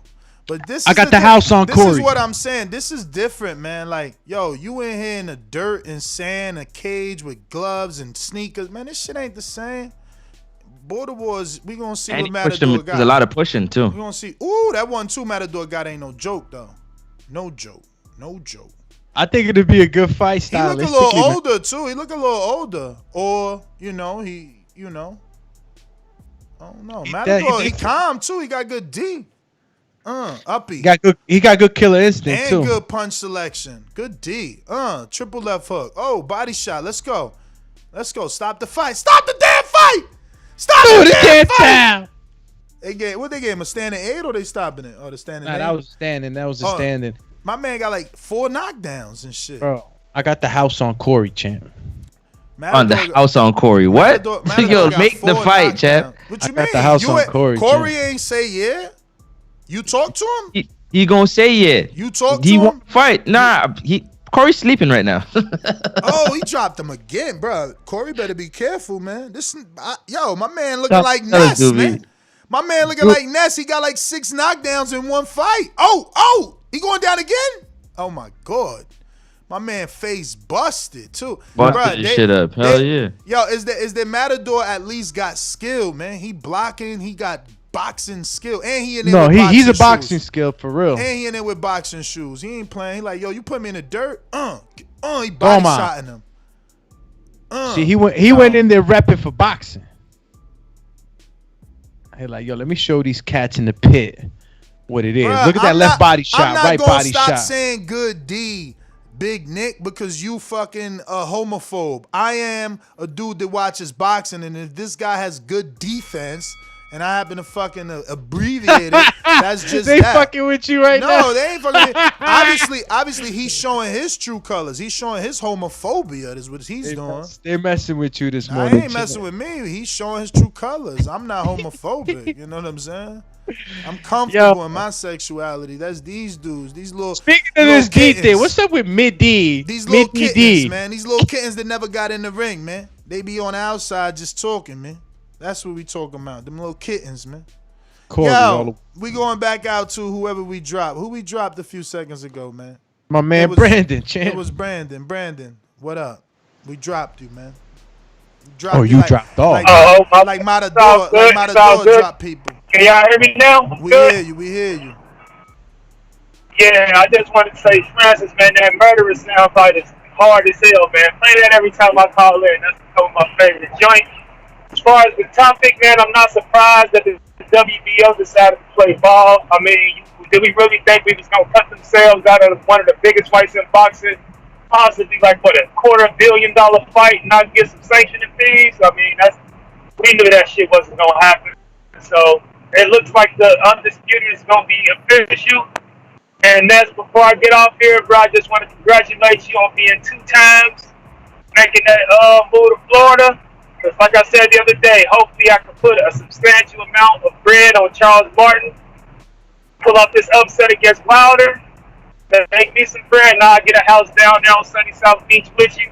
So that's what I think is going to happen. I think we get Undisputed and Wilder's going to get Charles Martin. I could be living in Florida like you. That's congratulations, good brother. Team BB, I'm out. Y'all have a good day, man.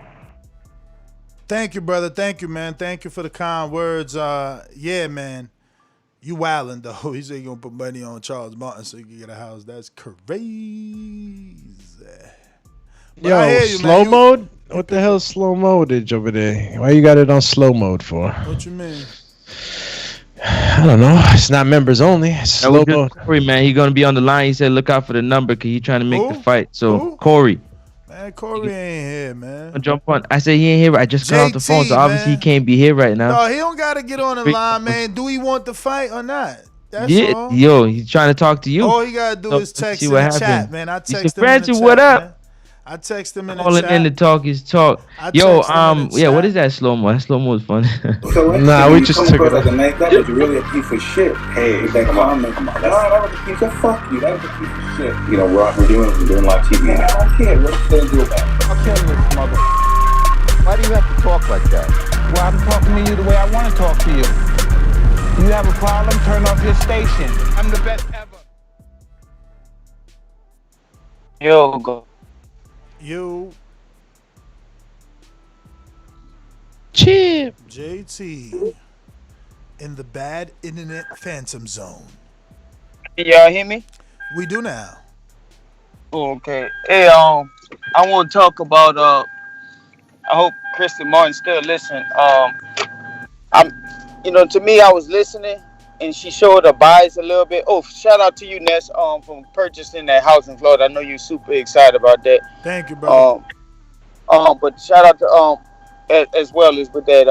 Good intro, Francis. I hope you come out to that at your fight. But but Kristen Martin, when she came out with that bias about that about Chris Shields and stuff like that, I just think it's just a race thing with it about it, because you gonna have Ronda Rousey do it, act like the bad girl. You gonna have the Conor McGregor act like the bad boy, and they praise that. But when Floyd did it, they didn't like it. When Clarissa Shields doing it, they don't like it. So it just biased to it. And also, she made a comment about Deontay Wilder is the one that don't really want to fight, and we know that's not the truth. So she showed her bias with that as well.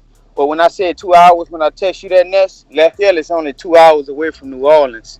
And I heard them say they got a few profiles. They got a few undefeated profilers down here. Jeremy Hill, Sean Hemphill, 2 guys I work with, 2 guys I grew up in the gym. And they're going to eventually be world champions because they're talented like that. But Cut it. Okay, we want to see that. Then Anthony Charlotte, what up?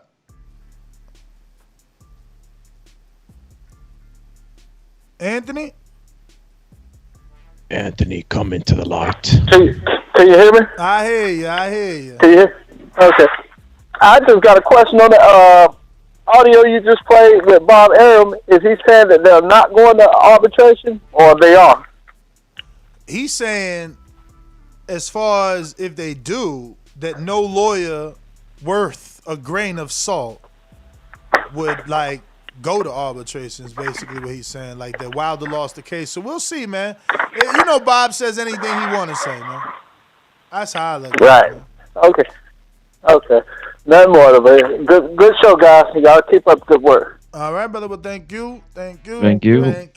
And we're going to Majid in Orlando.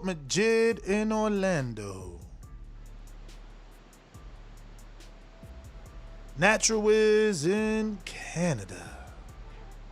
Hamilton, what up? Hamilton. Actually, Majid is available. Majid, what up? Yes.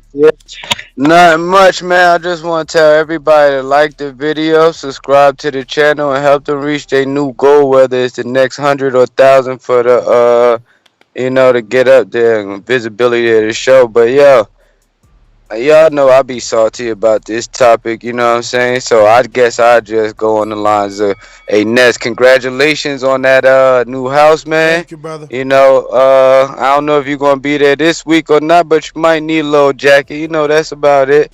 But get ready for that sunburn and all that stuff unless you're going to be in the house all day. But yes, man, welcome to the sunshine state, man. Thank you. That's all I got. Now I can't wait to run without my shirt, man. I know people gonna be like, yo, you gonna be high from the sun, but like, I don't know, man. I just can't wait. I got so many dreams in my head of what I want to do and how I want to do it. You know what I mean? But we going to my Florida boys. Shout out to King. Yo, what up, brethren? Yo, Floridians. Yo, that's my man's. You feel me? Actually, now I can tell y'all the details. Keem's father actually helped me get the house. Keem's father was the loan officer, and his mother, stepmother, I think. Not my business if I said that wrong. Sorry, Keem. But his mom is the realtor, and the brother was also the realtor.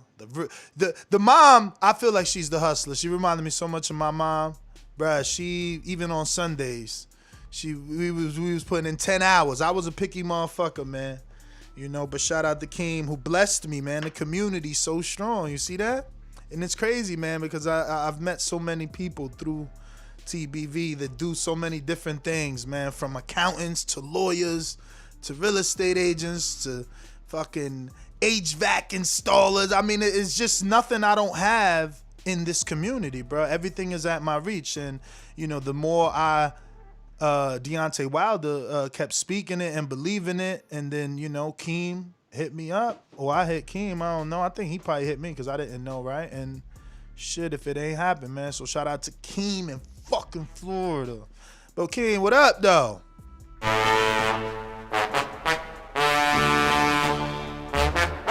There's nothing in the sponge for Izzy.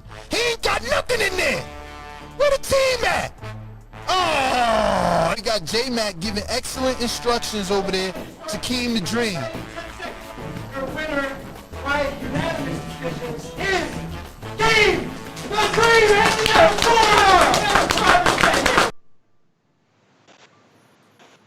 Ooh. Damn, you on Can you hear me? You on that bad Everglades internet.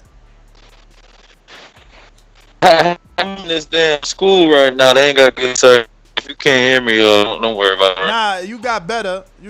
We hear you about all the school and the internet. So go ahead, just keep going. Yeah, I just jumped on. I don't know what the show was about, man. I don't know the topic, man.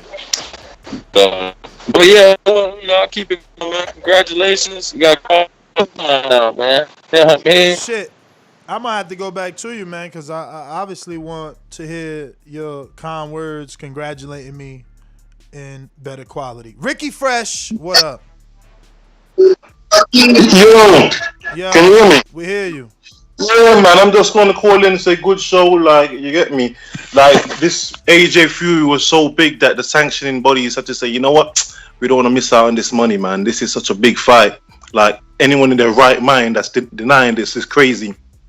This fight was going to get made regardless of whatever, no matter who was standing in the way. As Bob Arum said, that this fight is going, no lawyer worth a grain of salt is going to stand in the way. So, you know, those who will not be mentioned will not be mentioned, you know? So we're just looking forward to this fight. The whole world's looking forward to this fight. Huh? That's that. Ricky Fresh, thank you. Let me see here. J Mac, what up? You know how these bitches is in the sport. Total disrespect. Kid has no class, no style at all. I'm a gorilla, I'm a dog. I'm a dog, I'm a gorilla. The smartest thing you can do is to stay away from Derek. It can't be the boogeyman if I'm chasing him. You want to bet? You bet 100,000 on that. Let's bet $1 million. Easy. Let's bet $1 million. Yo, can you hear me? Yes. Yep. What up? Yeah, I'm gonna take both of my calls. You could give my last call to my brother if you want it. Shout out to Supermax. Met up with him yesterday. Shout out to you, Ness, and congratulations. I know you wanted to get out of that New Jersey area away from Doomy. I'm messing with you. As far as my thoughts on the fight and the interview, I was stopped in my tracks when she said that Wilder is the one that don't want to fight. She seems to be so removed and say she misses so much, but she's obviously been around the sport to hear that bullshit as rumor and stuff. And I'm still in a position where I believe in mandatory should fight their mandatories. I think champions should fight champions, and if you got a rematch clause, I think you should fulfill your rematch clause. Fans are clearly gonna be fans, like the last caller stated. I think it's delusional when somebody force their delusion into reality. And the reality part is he's supposed to be fighting Deontay Wilder for a third fight, whether we thought he lost or whatever it was, and he got unfinished business. But people are pushing this shit along, and just because they want to see something, but in reality, it's supposed to be a third fight. If this happened with AJ, it would have been, everybody would have been feeling some type of way about it, and I'd have supported it. I'd have never pushed for a fight when a man was supposed to do his rematch just to settle business. But just like they wanted to do with Wilder in the first place, push him out of the sport, not make it hard for him to make it hard for him to get fights, and sit him on the outside, and they found their way to do it. Congrats to Tyson Fury for winning the second fight, even though I believe he cheated with the gloves. It hasn't been proven, but the gloves show that some suspicion took place. And her last comment, like my brother pointed out about the Clarissa Shields, is backwards. Conor McGregor, Ronda Rousey, they can be accepted as the bad of the sport, but just when you have a certain complexion, you don't get that certain protection. Like, people are delusional and bias show through their calls, and I guess that's just the sport. So when people say race ain't in boxing, they full of shit. You got to understand what the sport is. That's my call. Just before y'all know that we got a new member, you know, we missed a new member. I think it was Zootown. What's his name? Huh? Is Doomy here? Let me see. Where's Doomy at? Yeah, Zootown. Doomy, you got the name or what? Yeah, Zootown. What happened, bro? You sound like your dog died. Nah, he's still here. Call you depressed face. Shout out to Zootown. Oh, he's sad because I didn't see it. Yo, I had to go downstairs and get the dogs. You didn't see me step away? The fuck? I had the dogs outside. He trying to do the same shit I did to him during the Christie Mark. Get the fuck out of here, bruh. I was going for 1 minute. Yo, this dude is terrible. Derek Curry with a $5 super chat that says, if it's possible, Tank Garcia can fight this year. Just gotta get out the way. Shout out to you, Derek Curry. Yo, shout out to Doobie with the fake long face. Counterpunch, JT.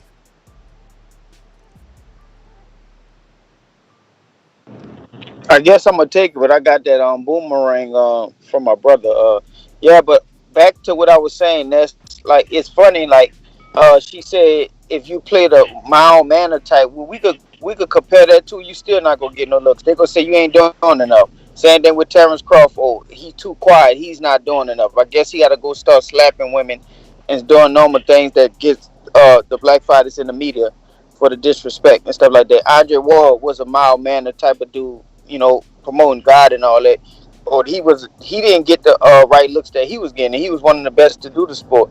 So I just think it's biased. Like I said, is about that color protection they have. So even if you white, you be a good fighter, you could be a mild man, and you could be a badass, you could still get the look.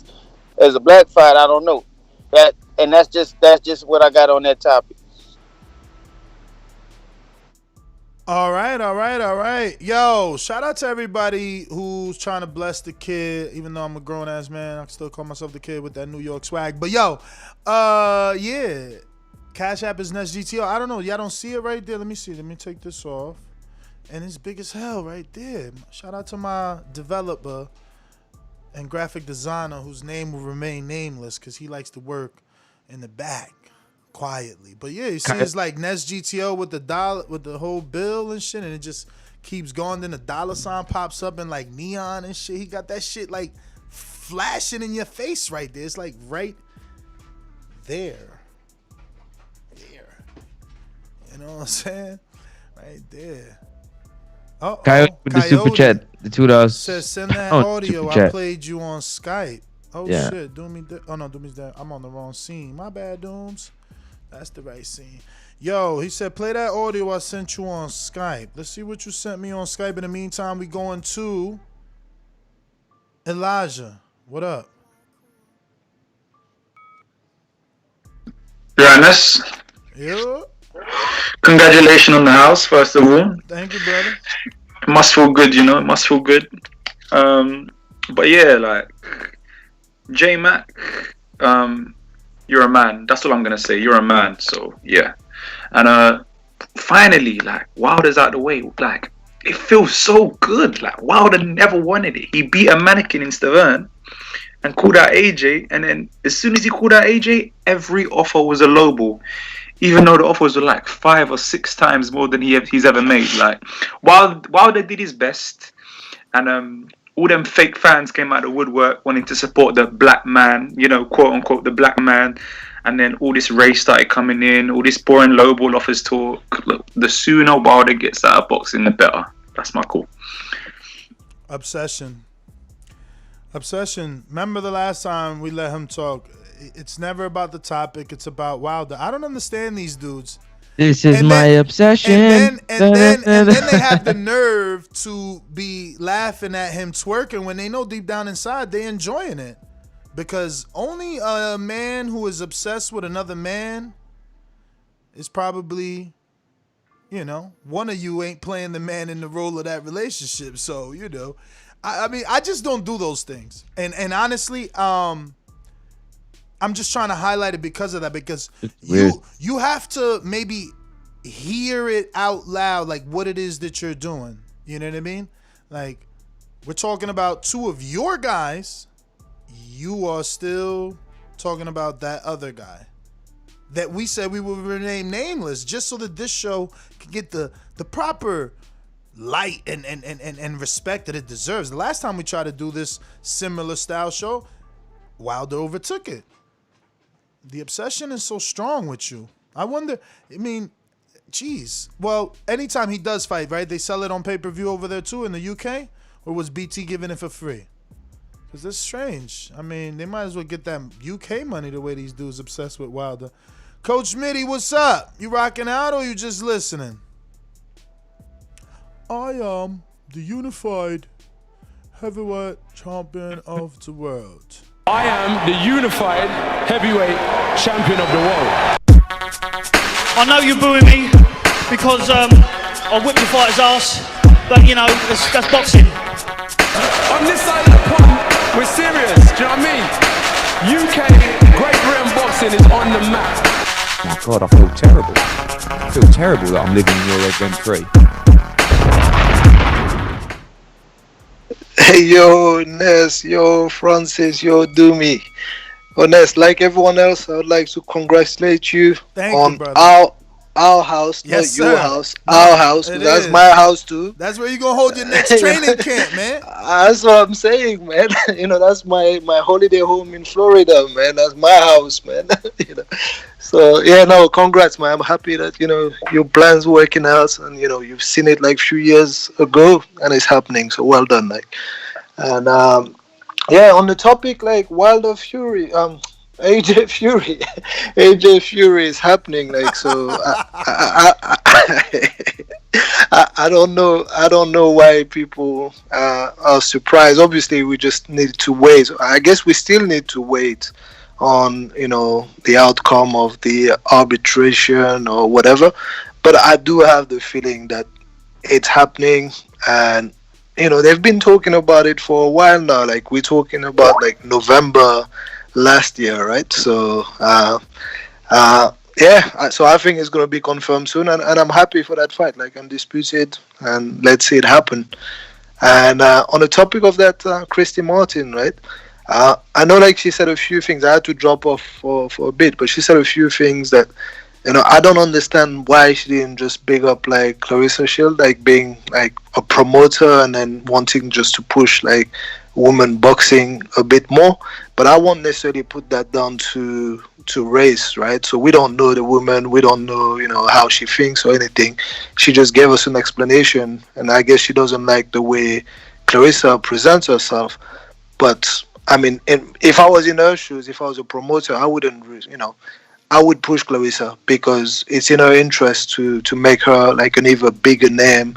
And who knows, like, if Clarissa decides to go to a different, promoter at some point, she wants to build like, bridges instead of just like not even naming her as one of the attraction in women boxing these days. So, but that's my stance on it. That's all. Midi, thanks for calling in. Let's try Keem in Florida again. First off, let me see here. Shout out to Gil, the ambassador. Said congrats on the crib. I'm on the Tampa side, Gil. I'm on the Tampa side, which is You got 2 new members as well. Yes. Thank you. Let's ring the alarm. You want to shout them out? What's the names? GB Guthrie is one of them. The other one is Joel R. Corby. Alex, you know what I'm saying? Keeping these guys active and moving. Yeah. Anything unlocked right now? Is that? I don't know. Everybody to unlock anything? What's going on? knows all that, but I got a message. Super chat, Cash App. Thank you for saving that 30%. He says, and it's Khalid on the UK. He says, congratulations on the new house. Now you legal. When you gonna send them packages across the pond? What you mean? If you want something, Doomy's girl sends it. She just told you that across the pond is, I think she said $25 or $15 shipping. I ain't sure. But yeah, we got whatever you need, champ. You 3 times champ. I'm 2 times. You 3 times. It's going down. Yeah, man. No, listen. I'm fucking excited. Let's go. Big Nick, what up? Yo, what's going on, Nez? What's going on, TBV? Shit. Everybody good? Big Nick, one moment. Don't go anywhere. I don't want to make my man Anthony upset. His message actually came in before Khalid on the UK. He said, congratulations on the new palace. Hail the sunshine. Thank you so much, Anthony, Vaughn, Lewis. And John Miller said, sent you $20 to buy some coffee on me, champ, from JC in the chat. JC in the chat, man. Shout out to you. You know I'm still drinking the coffee. I'm trying to wheeze out the cream and sugar. I did it yesterday before the gym. Yeah. And Francis see the numbers. He fucking sees the numbers is all I'm saying. Let's go, Big Nick. Yeah, man, just a quick one. It's not a real big one or whatever. I just want to say, man, listen, in terms of this fight, I hope we can get it. Fury and AJ all the way. As soon as that's done, I'll be excited. But otherwise, until it's announced, I'm not going to get excited. But I would love to say, though, man, like, there's definitely still room for Wilder. You know what I mean? Because at the end of the day, the heavyweight division, there's not that many big fights in the heavyweight division after this. So there's definitely room for Wilder. I'd like to see Wilder maybe get the winner, or the winner of Dillian White, Wilder get the winner. Also, Nez, man, listen, congratulations on the house and everything, bro.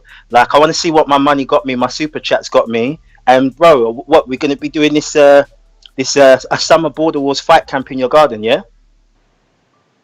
Bruh, Border Wars might never leave Florida, man.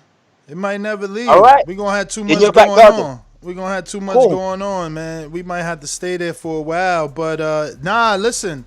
You know, the super chats didn't get you everything that you guys deserve. You know, we all deserve to have a a built-in, outdoor barbecue, under maybe a gazebo, maybe with an acre and a half of land, maybe a small hole in the ground with some fresh water, saltwater pool, something like that. Maybe on the roof, maybe a little bit of, the little water pool heating system, the solar water pool heating system, where you catch the rain and it heats it through the solar panels and then it filters it through your pool. We didn't get none of those things, so we gonna keep working. What we got is a nice piece of land with a nice house, and we gotta keep speaking it, believing it, and receiving it. It doesn't stop. And from the looks of my Apple Watch and the rest of these Border Wars fighters, I might be older than them, but I'm younger than them. These dudes not working, man. These dudes' bodies is deteriorating before their eyes, man. So I say all that to say this, man, that I'm gonna be around to continue to meet and reach any of them, all those goals that I need, man. Like, we need the hole in the ground. Cause I can't have Mitty coming for camp and he ain't got nowhere to swim laps. Nah, we got to put the hole in the ground. But listen, it's one step at a time. One step at a time. Rome wasn't built in a day, man. You'd have told me a few years back that I was going to be making this move. I would have probably said from your lips to God's ears, and would have been looking for you today to thank you, because, it was just that, a thought. So, you can't get everything you want all at once, but I love to work. Whenever I don't work, something definitely came up, There's nothing I love more than boxing, except children and family, My children and my family, of course. But, yeah, I'm going to play this audio from Coyote. Coyote, I don't know if this is going to come through, because the way you sent it, if not, I'm going to need you to email it to me in some way. So I'm trying this now. Francis, give me the nod if you're hearing it. Not now, but now. Wait. Let me see. Nah, you don't hear it? I don't even hear it. Oh, there it goes. Joshua? Yeah, he's red hot. He's very good. You hear it? See, that's what I like about you, Tyson. You're so this is young, Buns? So honest. It's too low, though. But you're straight. You sparred with this young kid, Joshua, and you found him. He's a good prospect, isn't he? Oh, he's very good. To be honest with you, yeah. Oh, my goodness. So what? It's very low, because you're sending, I'm playing it from, Skype back to the show. You need to send it to me so we could play it, directly. But basically, I think that's Coyote showing that Fury said that Joshua was a good prospect at the time that they sparred. I'm lost as to the relevance of the sourced audio, but nonetheless, thank you. I guess that means he's picking AJ to beat Fury. What about you? Yeah.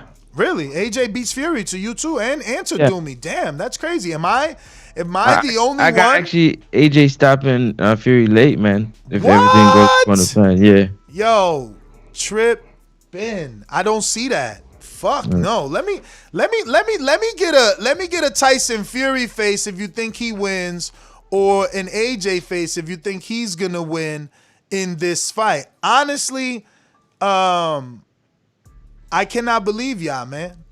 Listen, before Joe Joyce started getting some clout, AJ was known as the heavyweight robot. Y'all tripping big time.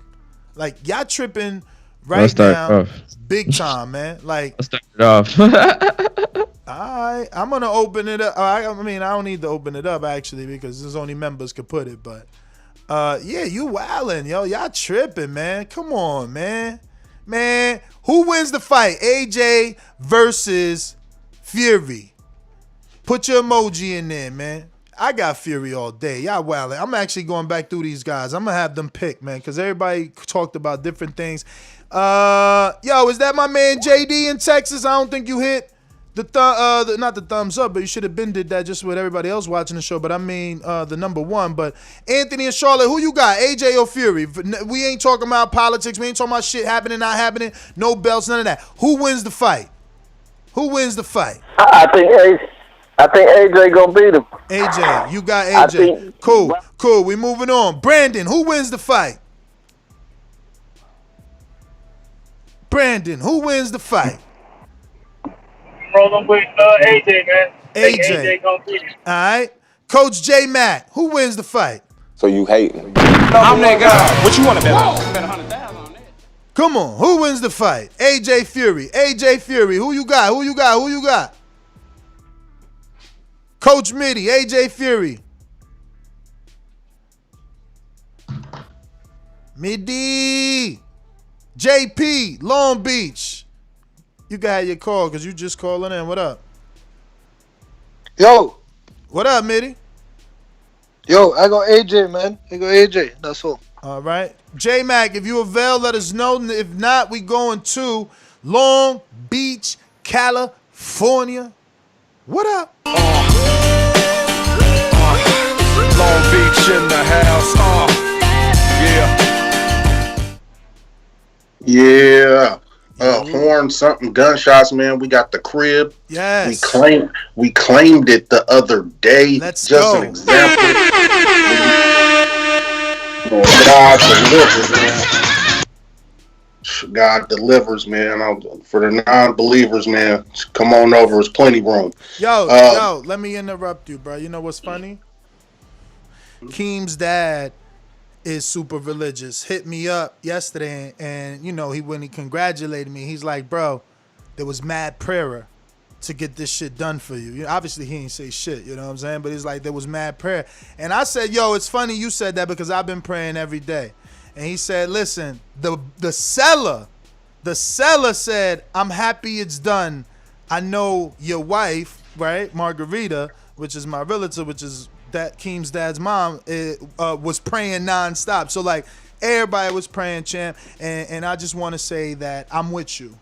God is good and real and delivers. Bam, there it is, man. My day is set. I'm revved.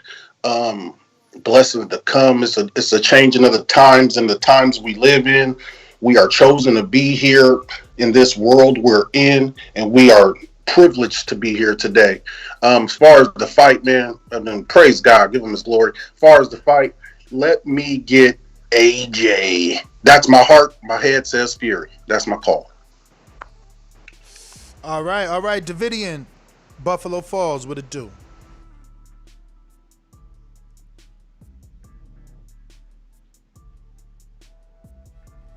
No Davidian. There we go. What's good, Ness Heyman? What up? Congratulations. Thank you, brother. Congratulations. Thank you. God bless you. Yes, prayer works. But on the fight, I don't know. For some reason, I got AJ. Honest to God, like I'm not just. I don't know. I figure I don't believe AJ just gonna get like people think. But that's I don't know. That's my pick. God bless y'all. Don't ask me that question. All right. Coyote coming in for the explanation of his audio. To this day. Sing along if you know the words. Come on.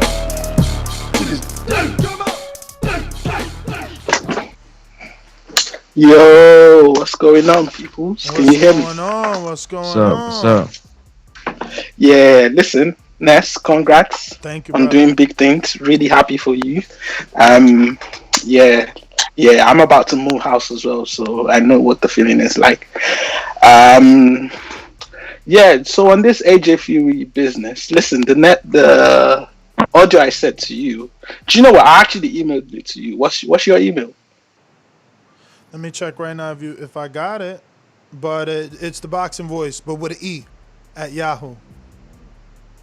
The boxing voice. Yep, I don't see anything. No, I'm asking what the email is so I can send it to you. I'm gonna text it to you on your Skype right now. Alright, cool. Listen, that was years ago, obviously, where Fury and AJ sparred, and obviously Fury did. Alright, seen that. Yeah, I'll email it to you now. Yeah, and Fury basically just predicted that AJ was going to be a great star because he beat him up in sparring. So I'm telling you, Yeah, I mean, the reason great star. He didn't say he was gonna beat him in the future. He said he was a great star. He didn't say, "Oh, if we ever fight, this man is gonna take my head off." That ain't what he said. Yeah, but remember when this started when the last show where we spoke about this, and I told you that AJ has been wanting this fight because, and I believe it's because of that spar, because he knows what he did to him, and he knows that that's something that he can do again. Let me ask you a question. Earl Spence in maybe 2012 or 14, right, gave Mayweather a black eye. It's highly documented. And allegedly in the same week dropped or knocked out Broner in sparring. Do you ever think there was a time where Earl was going to beat Floyd? Yeah. Oh shit! he will die for his cause. Thank you for calling in. You actually got 3 minutes there. Yo, he will die for. You heard him? You heard him? He's saying because Earl blacked his eye in sparring, he could have beat him sometime. Or not. I mean, that ain't what he's saying. But what I mean is that he's keeping the same energy. AJ beat up Tyson, so he could possibly beat him, or feels like he'll beat him, so he's saying the same thing about Earl or agreeing with it. Crazy though. But you are the major Earl fan. Do you think Earl, because he got the better of Floyd in sparring, or he blacked his eye, right, could beat Floyd when Floyd was not out under there the lights? doing his thing? Not under the lights. At that particular point in his career, not under the lights. I just feel like under the lights, Floyd's just he's done it so much. He's so comfortable that the spectacle that he provides is going to be tough. Yeah. It's crazy the way you guys, like, I mean, not you guys, right? You probably are saying it right with the Queen's English and shit, but like the Jamaicans and the English people, they be like comfortable. It's like mad syllables when y'all say it and shit. Yo, let me go to somebody I've been accidentally disrespecting. The ringer, Lidgelow, what up? Get your ass in the ring and Ain't swing, no hard man. questions. Boxing motherfucker like this. BoxingWiz.com. Hey, Daddy. Boxing thinking man's game. This a dollar beat. Skill. Up here. You gotta be out think a motherfucker. That's what BoxingWiz.com. I ain't see you there, Lidgelow. What up? It's all good, man. Charge it to the head, not the heart. I ain't tripping. For sure. First of all, welcome to the South once again, my dude. Thank you, my brother. Thank you. Actually, I'm 4 hours east of you right now. I'm in Pompano, Florida. Shout out to Keem and all the Florida people, man. Look, I'm on the beach right now, literally, miss. You understand? But I think I got Fury over AJ. That's just my pick. I ain't get a chance to listen to the show because I'm out here, having fun on the beach. But I'm gonna check you out later. I do want to say this to everybody though. Hey man, get out and enjoy life, man. Even with the COVID, I know shit bad, but hey, you gotta live. So that's my shit to everybody. Y'all stay up, be easy, and I'll catch you on the next show, man. Lidgelow. Lines lit. We got Corey. What up?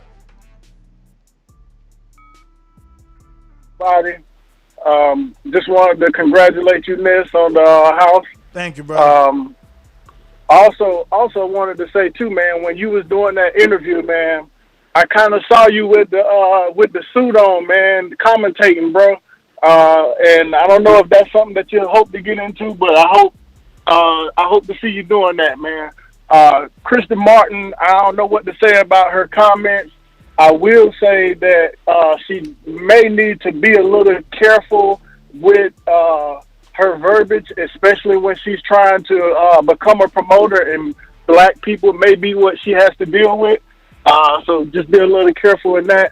And I like AJ in the Fury fight if they fight. That's right. That's right. it. Yo, I forgot to tell y'all. Damn, we've been live for 2 hours. Shout out to Intrigue, the fucking champ.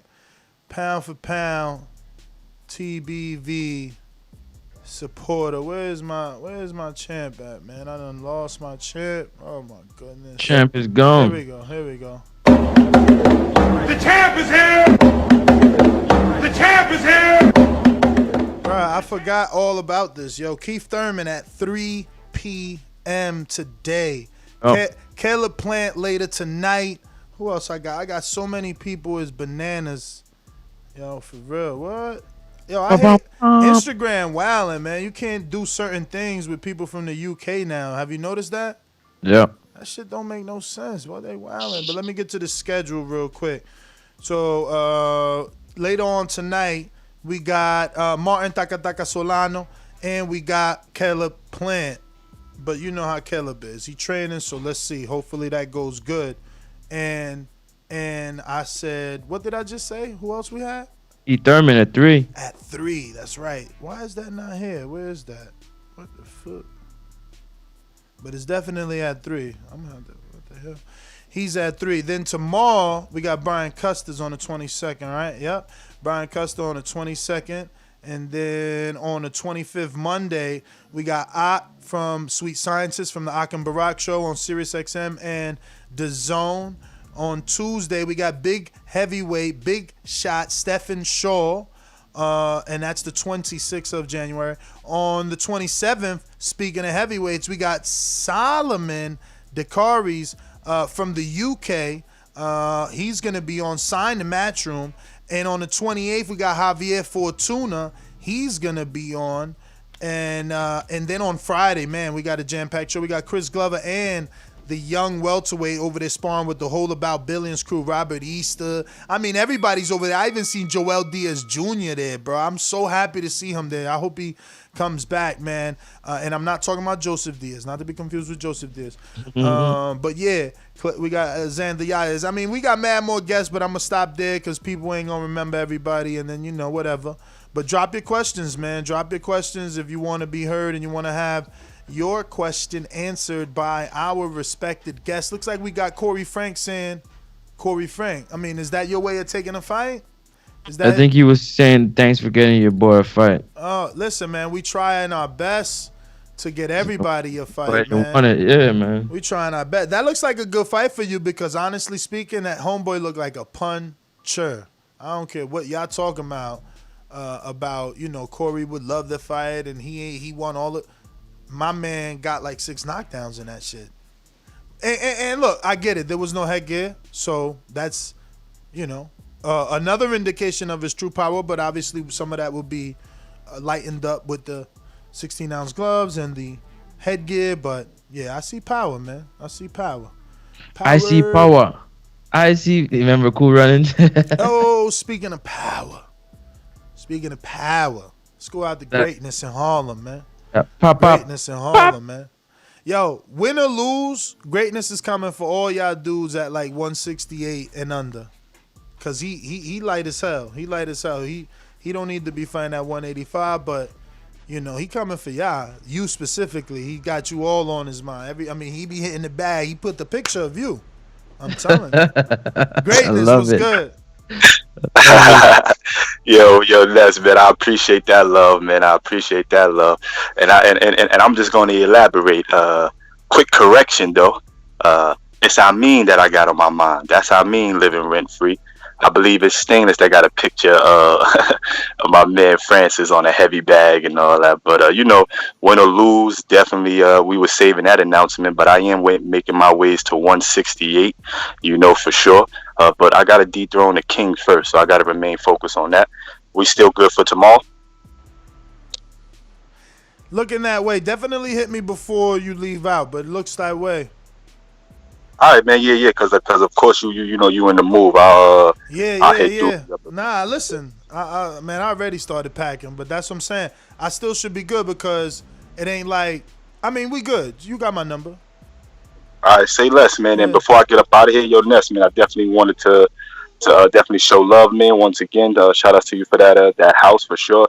And it felt good to meet Shadeja Green yesterday. You know what I'm saying? You know, just being around there. It did, man. I can't front because we was having a good convo. It was interesting to hear her perspective. You feel what I'm saying? Because I was looking at you, looking at her like, oh, word. Like, so it was definitely a good time there. We got that work.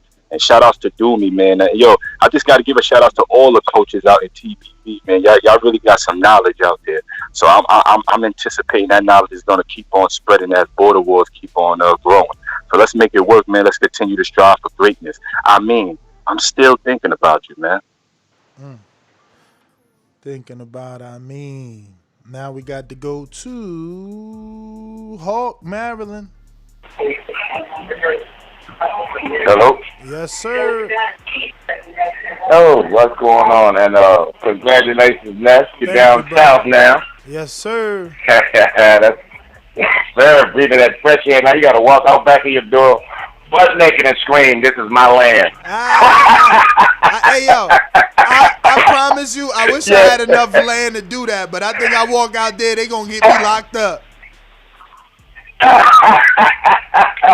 Hey, you could let's put some shorts on there. It's still yours, though. Hey, that's what's up. Man, AJ got a lot better balance and stuff than Wilder, so you know, he's going to be definitely a harder fight. But I think that damn the thing about like Floyd, the thing about Tyson Fury is he shows up, man. He shows up when the lights is on. It's hard to be the dude that show up every time when the lights is on. He don't really do nothing against regular folks, but when they get in there with them supposed to be the top dogs, he shows up. And even when Wilder fought him that second time, this is my opinion. When Wilder had his girl with him the whole time, you know, when you got your girl with you, you're going to have sex, and sex take your legs, and his legs wasn't nothing in that second fight. So I just think he messed up having his girl with him that time, probably a while ago. He'll get him next time. He won't have his girl with him.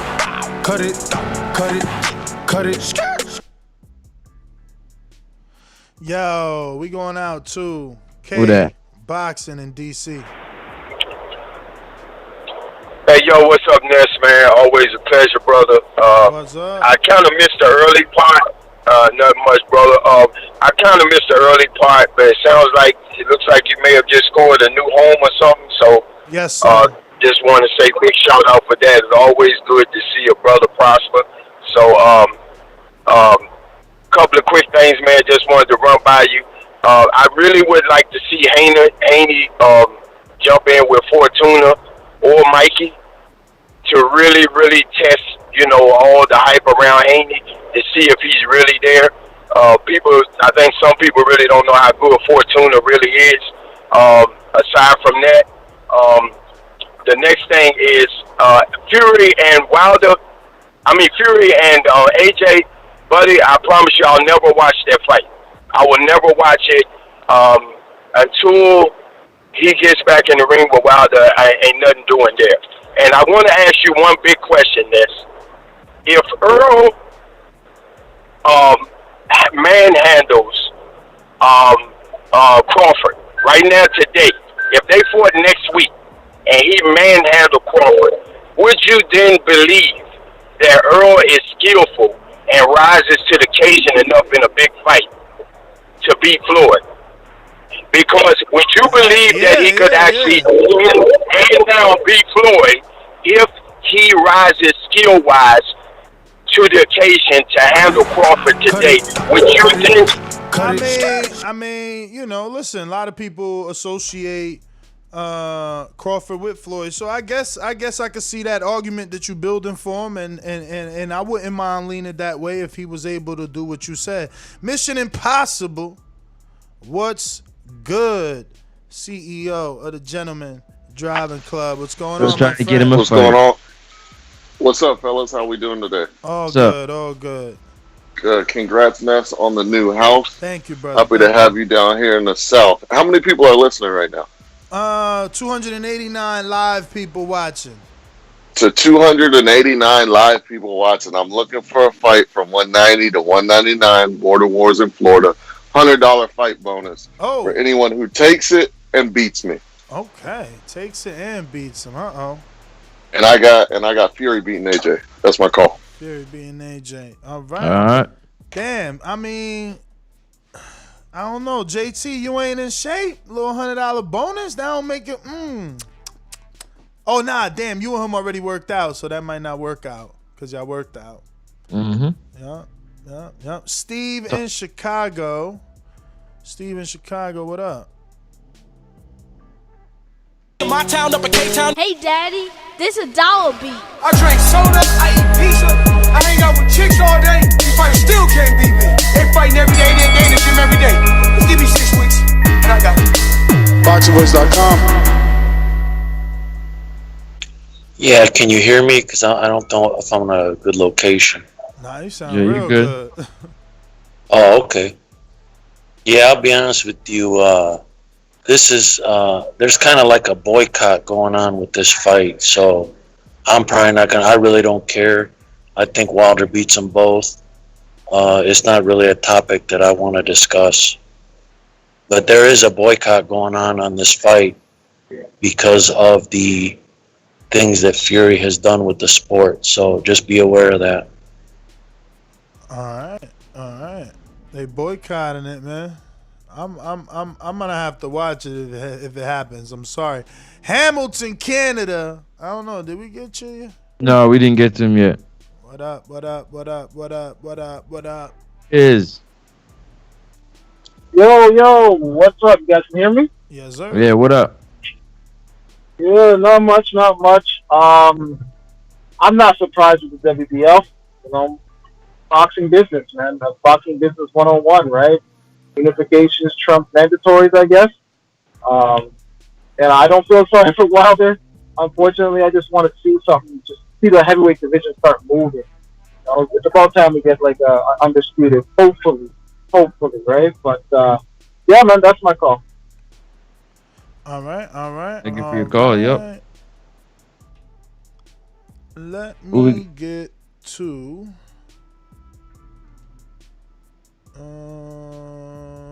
JT with the boomerang is what's left. And we got to try Keem, right? We never got to go to Keem again. Yeah. JT, what up? Boomerang, your brother gave you. Hey, Ness, you could give it to you can hear me? I'm in a barbershop. Give it back to my brother, bro. All right. Keem, you available? Trying you out. Keem in Florida. Keem in Florida.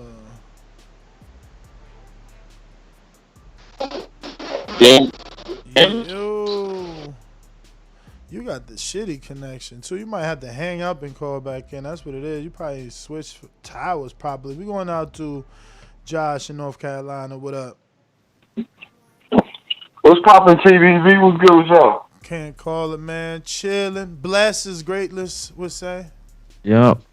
Congratulations on your move, man. It's real talk, man. You coming down south now. Thank you, I see it out. Hey, now, so the WBO said, UC, Joshua, go get your Undisputed. They say that's what they say. Nah, they go put Usyk in an interim fight for an interim title.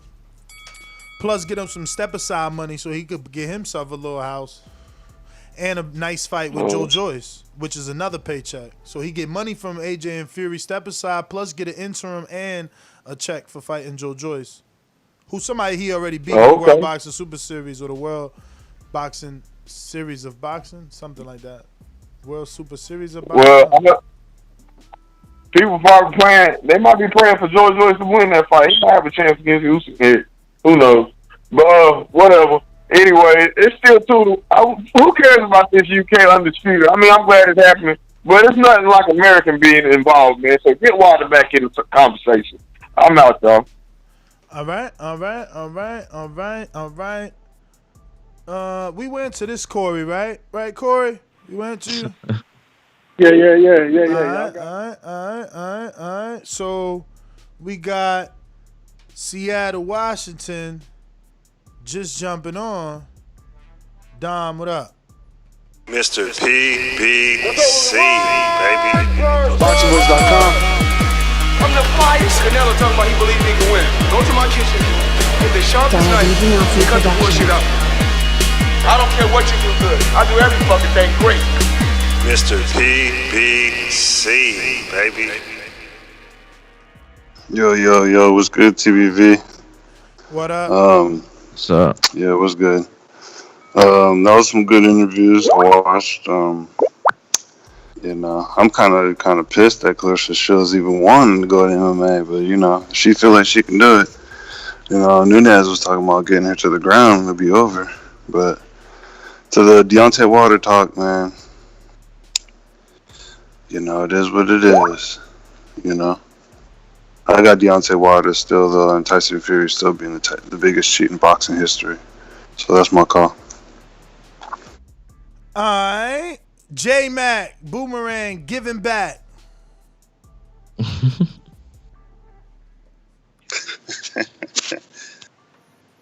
Yo. Yo.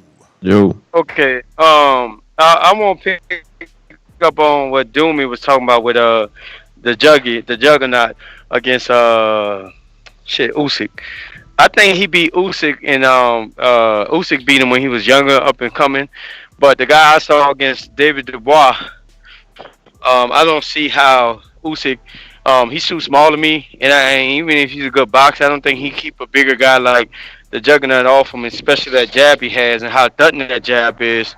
He got a very destructive jab that seems to be effective, and he got good enough footwork to where he can use it and put the jab out there. So I think Juggernaut will stop Usyk, or if not, hurt him real bad, or they'll quit in the corner. Either one, and I'm not saying he'll quit her, but I think that'll be an uphill battle for him coming around in the professionals. Because if I'm not mistaken, Juggernaut grew more after that fight. It was probably closer in size back then. It looked like compared to when he was standing or fighting in the ring. But the Juggernaut is like 6'5" now, damn near 6'6". So he'll be fighting a whole different fighter. So I look forward to that fight. But I definitely bet the house on the Juggernaut. That's my call. All right. And it's looking like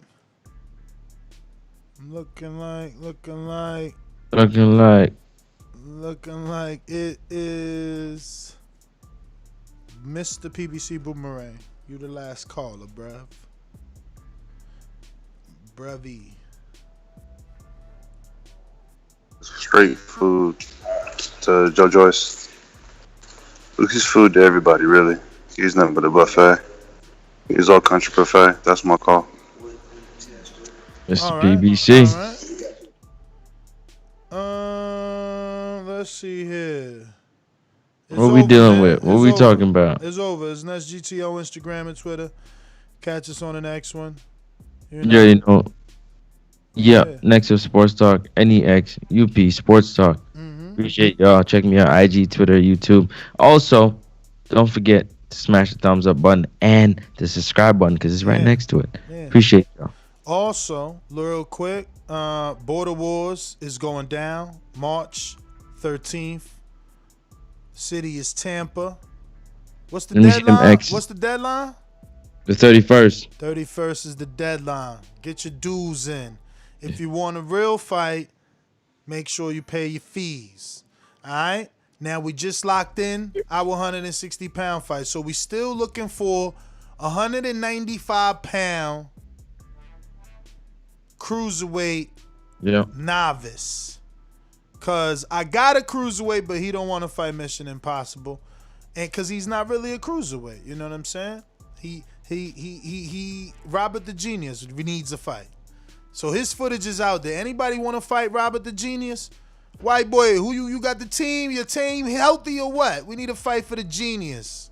What else we need? Who else we need? We need we got 130 pounders. Yo, I got mad people. Like, listen. Yeah, mad people. Yo, listen, hit me up, man. We got people that need fights.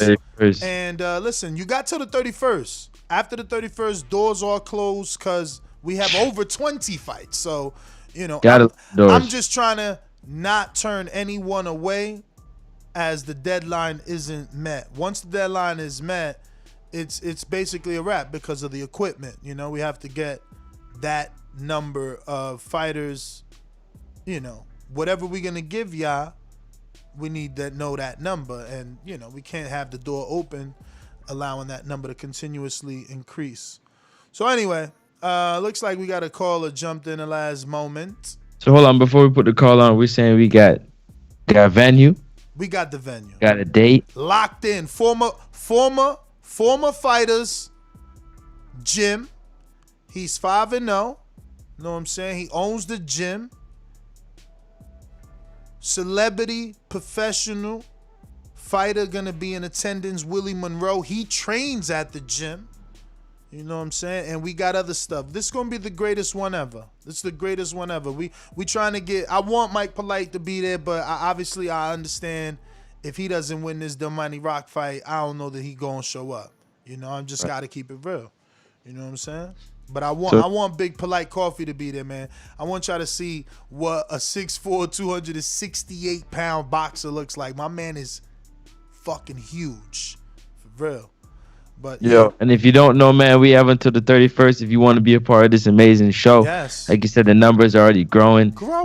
This is your time, you know what I'm saying, to step up and see if, you know what I'm saying, the time is right, man. If this is the time right. Yo, you they guys saying how to no train. super chats. Looks like we missed the super chat. I'm going to refresh Texas Bulldog boxing.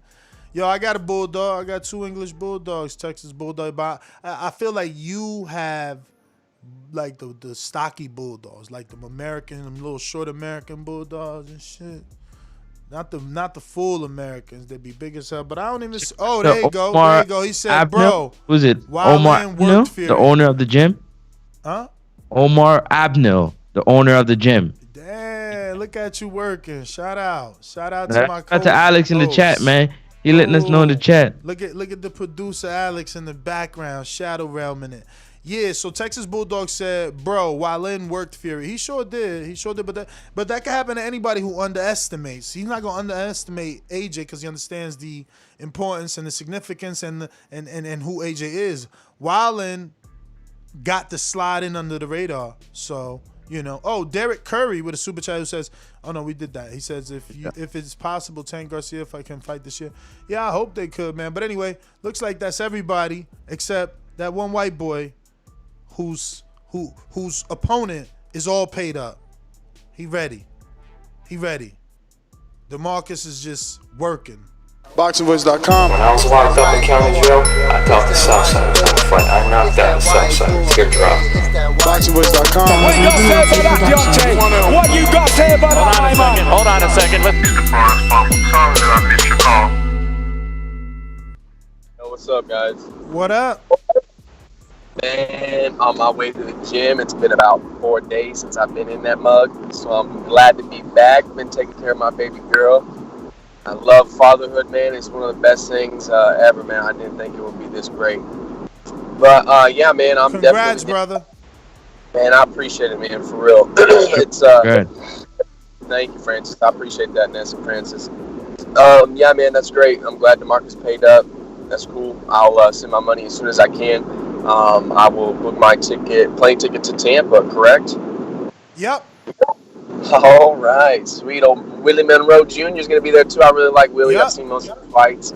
I really like him, so that's going to be a blessing to get to meet him. Yeah, man, that's what's up. So, what's the fight card look like? You don't have to name it out, I guess. It's cool, but you said there's over 20 fights, huh?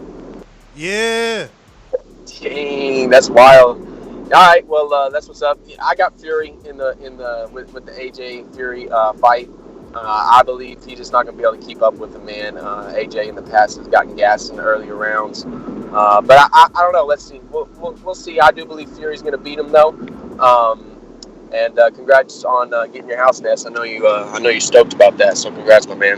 Y'all have a great day. You too. Enjoy the rest of your day. Hey, John, I wanted to ask him if he had any fighters, man, 190 pounders or anything. What's up? How's Shane and them doing? Is Zeke and Shane still available or are they a no-go? Zeke he still hasn't been back to the gym, man. He's taking medication for his heart. He's still a no-go. He don't want to risk anything, man. He definitely damaged that main artery in his heart. So he's a no-go. He's been a no-go for over a month. But Shane, I just now hit him up. I said, are you good to go? The fight's in Tampa. The last time I spoke to him, he was all for it. So that was about 3 weeks ago. So let me see what he says. I'm sure he's good. He's got family there in Florida. So I'm sure he's 100% down still. I'll check around. I don't know if I have any for Robert the Genius. But it's been a minute since I've been to the gym. So let me get back and let me get to talking to some people, and I'll let you guys know. All right. We need a cruiserweight too, like, you know what I'm saying, for Mission Impossible. You got one of them big guys too.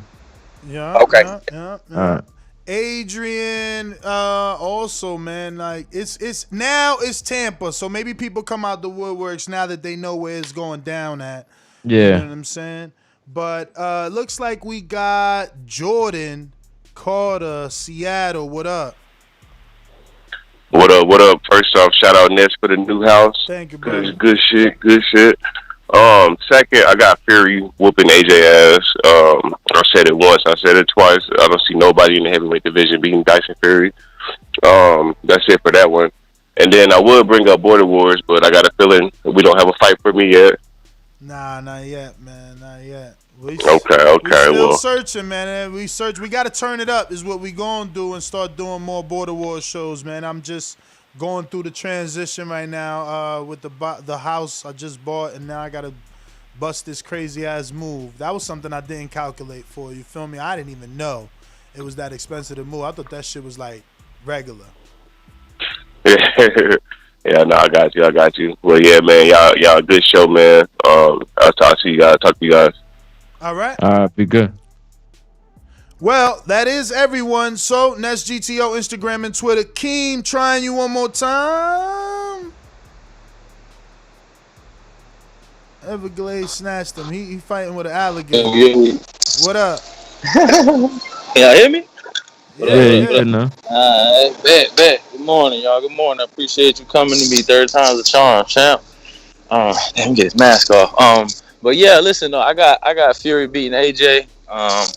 And then congrats, Ness. Congrats on the house, man. I'm about to text my brother, tell him I need that referral fee, man, since that deal went through. You know what I mean? But yeah, listen, man, you gonna love it, man. The weather right now is crazy. He gonna be like, Keem, ain't no referral fee on this one, yo. Nah, they told me you was picky, man. My pops was like, yo, this guy, what's up with your boy? I'm like, listen, man, he know what he want. He been thinking about this for a while. You just gonna have to deal with him. But I'm happy for you, man, because I know you got what you wanted. You know what I mean? A little upgrade here and there over time, but you got what you wanted, man. And that's a blessing, man. So congrats on that, man. When you get down here, let me know. You ain't gonna be too far. We get some work in and whatnot. You know what I'm saying? Nah. Before we do any work, the work we doing is putting up that gate, champ. I'm holding Keem to that. You try to get that fence put up for real? Dog, I'm trying to put that fence up immediately. Oh, because you got the dogs too. You gotta have a fence if you're gonna keep the dogs outside. Dogs, man. I be letting my dogs out while I'm on the show. 20 minutes they be in my yard. Yeah, nah, them dogs will be around the corner if you do that. Yeah. Hell yeah. But yeah, nah, man, that's it, man. Congratulations, dog. You know what I mean? Can't wait for you to touch down in Florida, man. Border Wars, Tampa, Florida. It's gonna be crazy. I'm training hard, getting ready for this main event. And yeah, man, that's all I got, man. Appreciate you. Hey, Keem. I see you, and I'm uploading all that, man. I'm uploading everybody's footage. Everybody's footage is actually uploaded. Whatever this is posted on Patreon is being posted.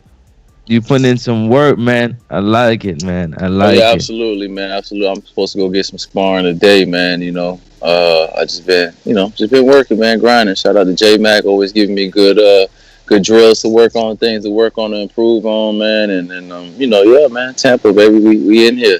Keem the Dream, it's the main event. 3 knockdown shawty. I got a few nicknames, but y'all will see, man. Tampa, Florida, Border Wars 10. Appreciate y'all. All right. Yes, sir. That's everybody, man. That's GTO, Instagram, and Twitter. Catch us on the next one. Definitely gonna be a few today. Obviously, we got the 7 p.m. show. And we got the 3 o'clock show. We have Keith One Time Thurman on at 3 p.m. So we'll be live at 2:45 Eastern. And Keith will be on at 3 p.m.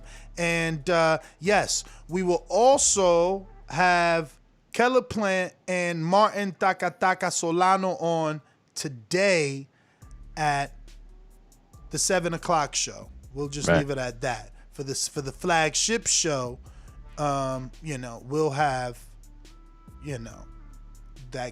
those guests available for you. So yeah, let me send actually the link to Keith because he wanted that early. And I see your message here, my friend. But anyway, that's it. Who else there? No, that's it. Let him through. My eyes closed just in case somebody showed up out of nowhere, man. Gotta go. Nest GTO, Instagram and Twitter. Catch us on the next one. Peace. Yeah, we out of here, man. Next up, Sports Talk. Francis from Canada. We out. 3 p.m. Keith Thurman. Don't miss it. Yeah.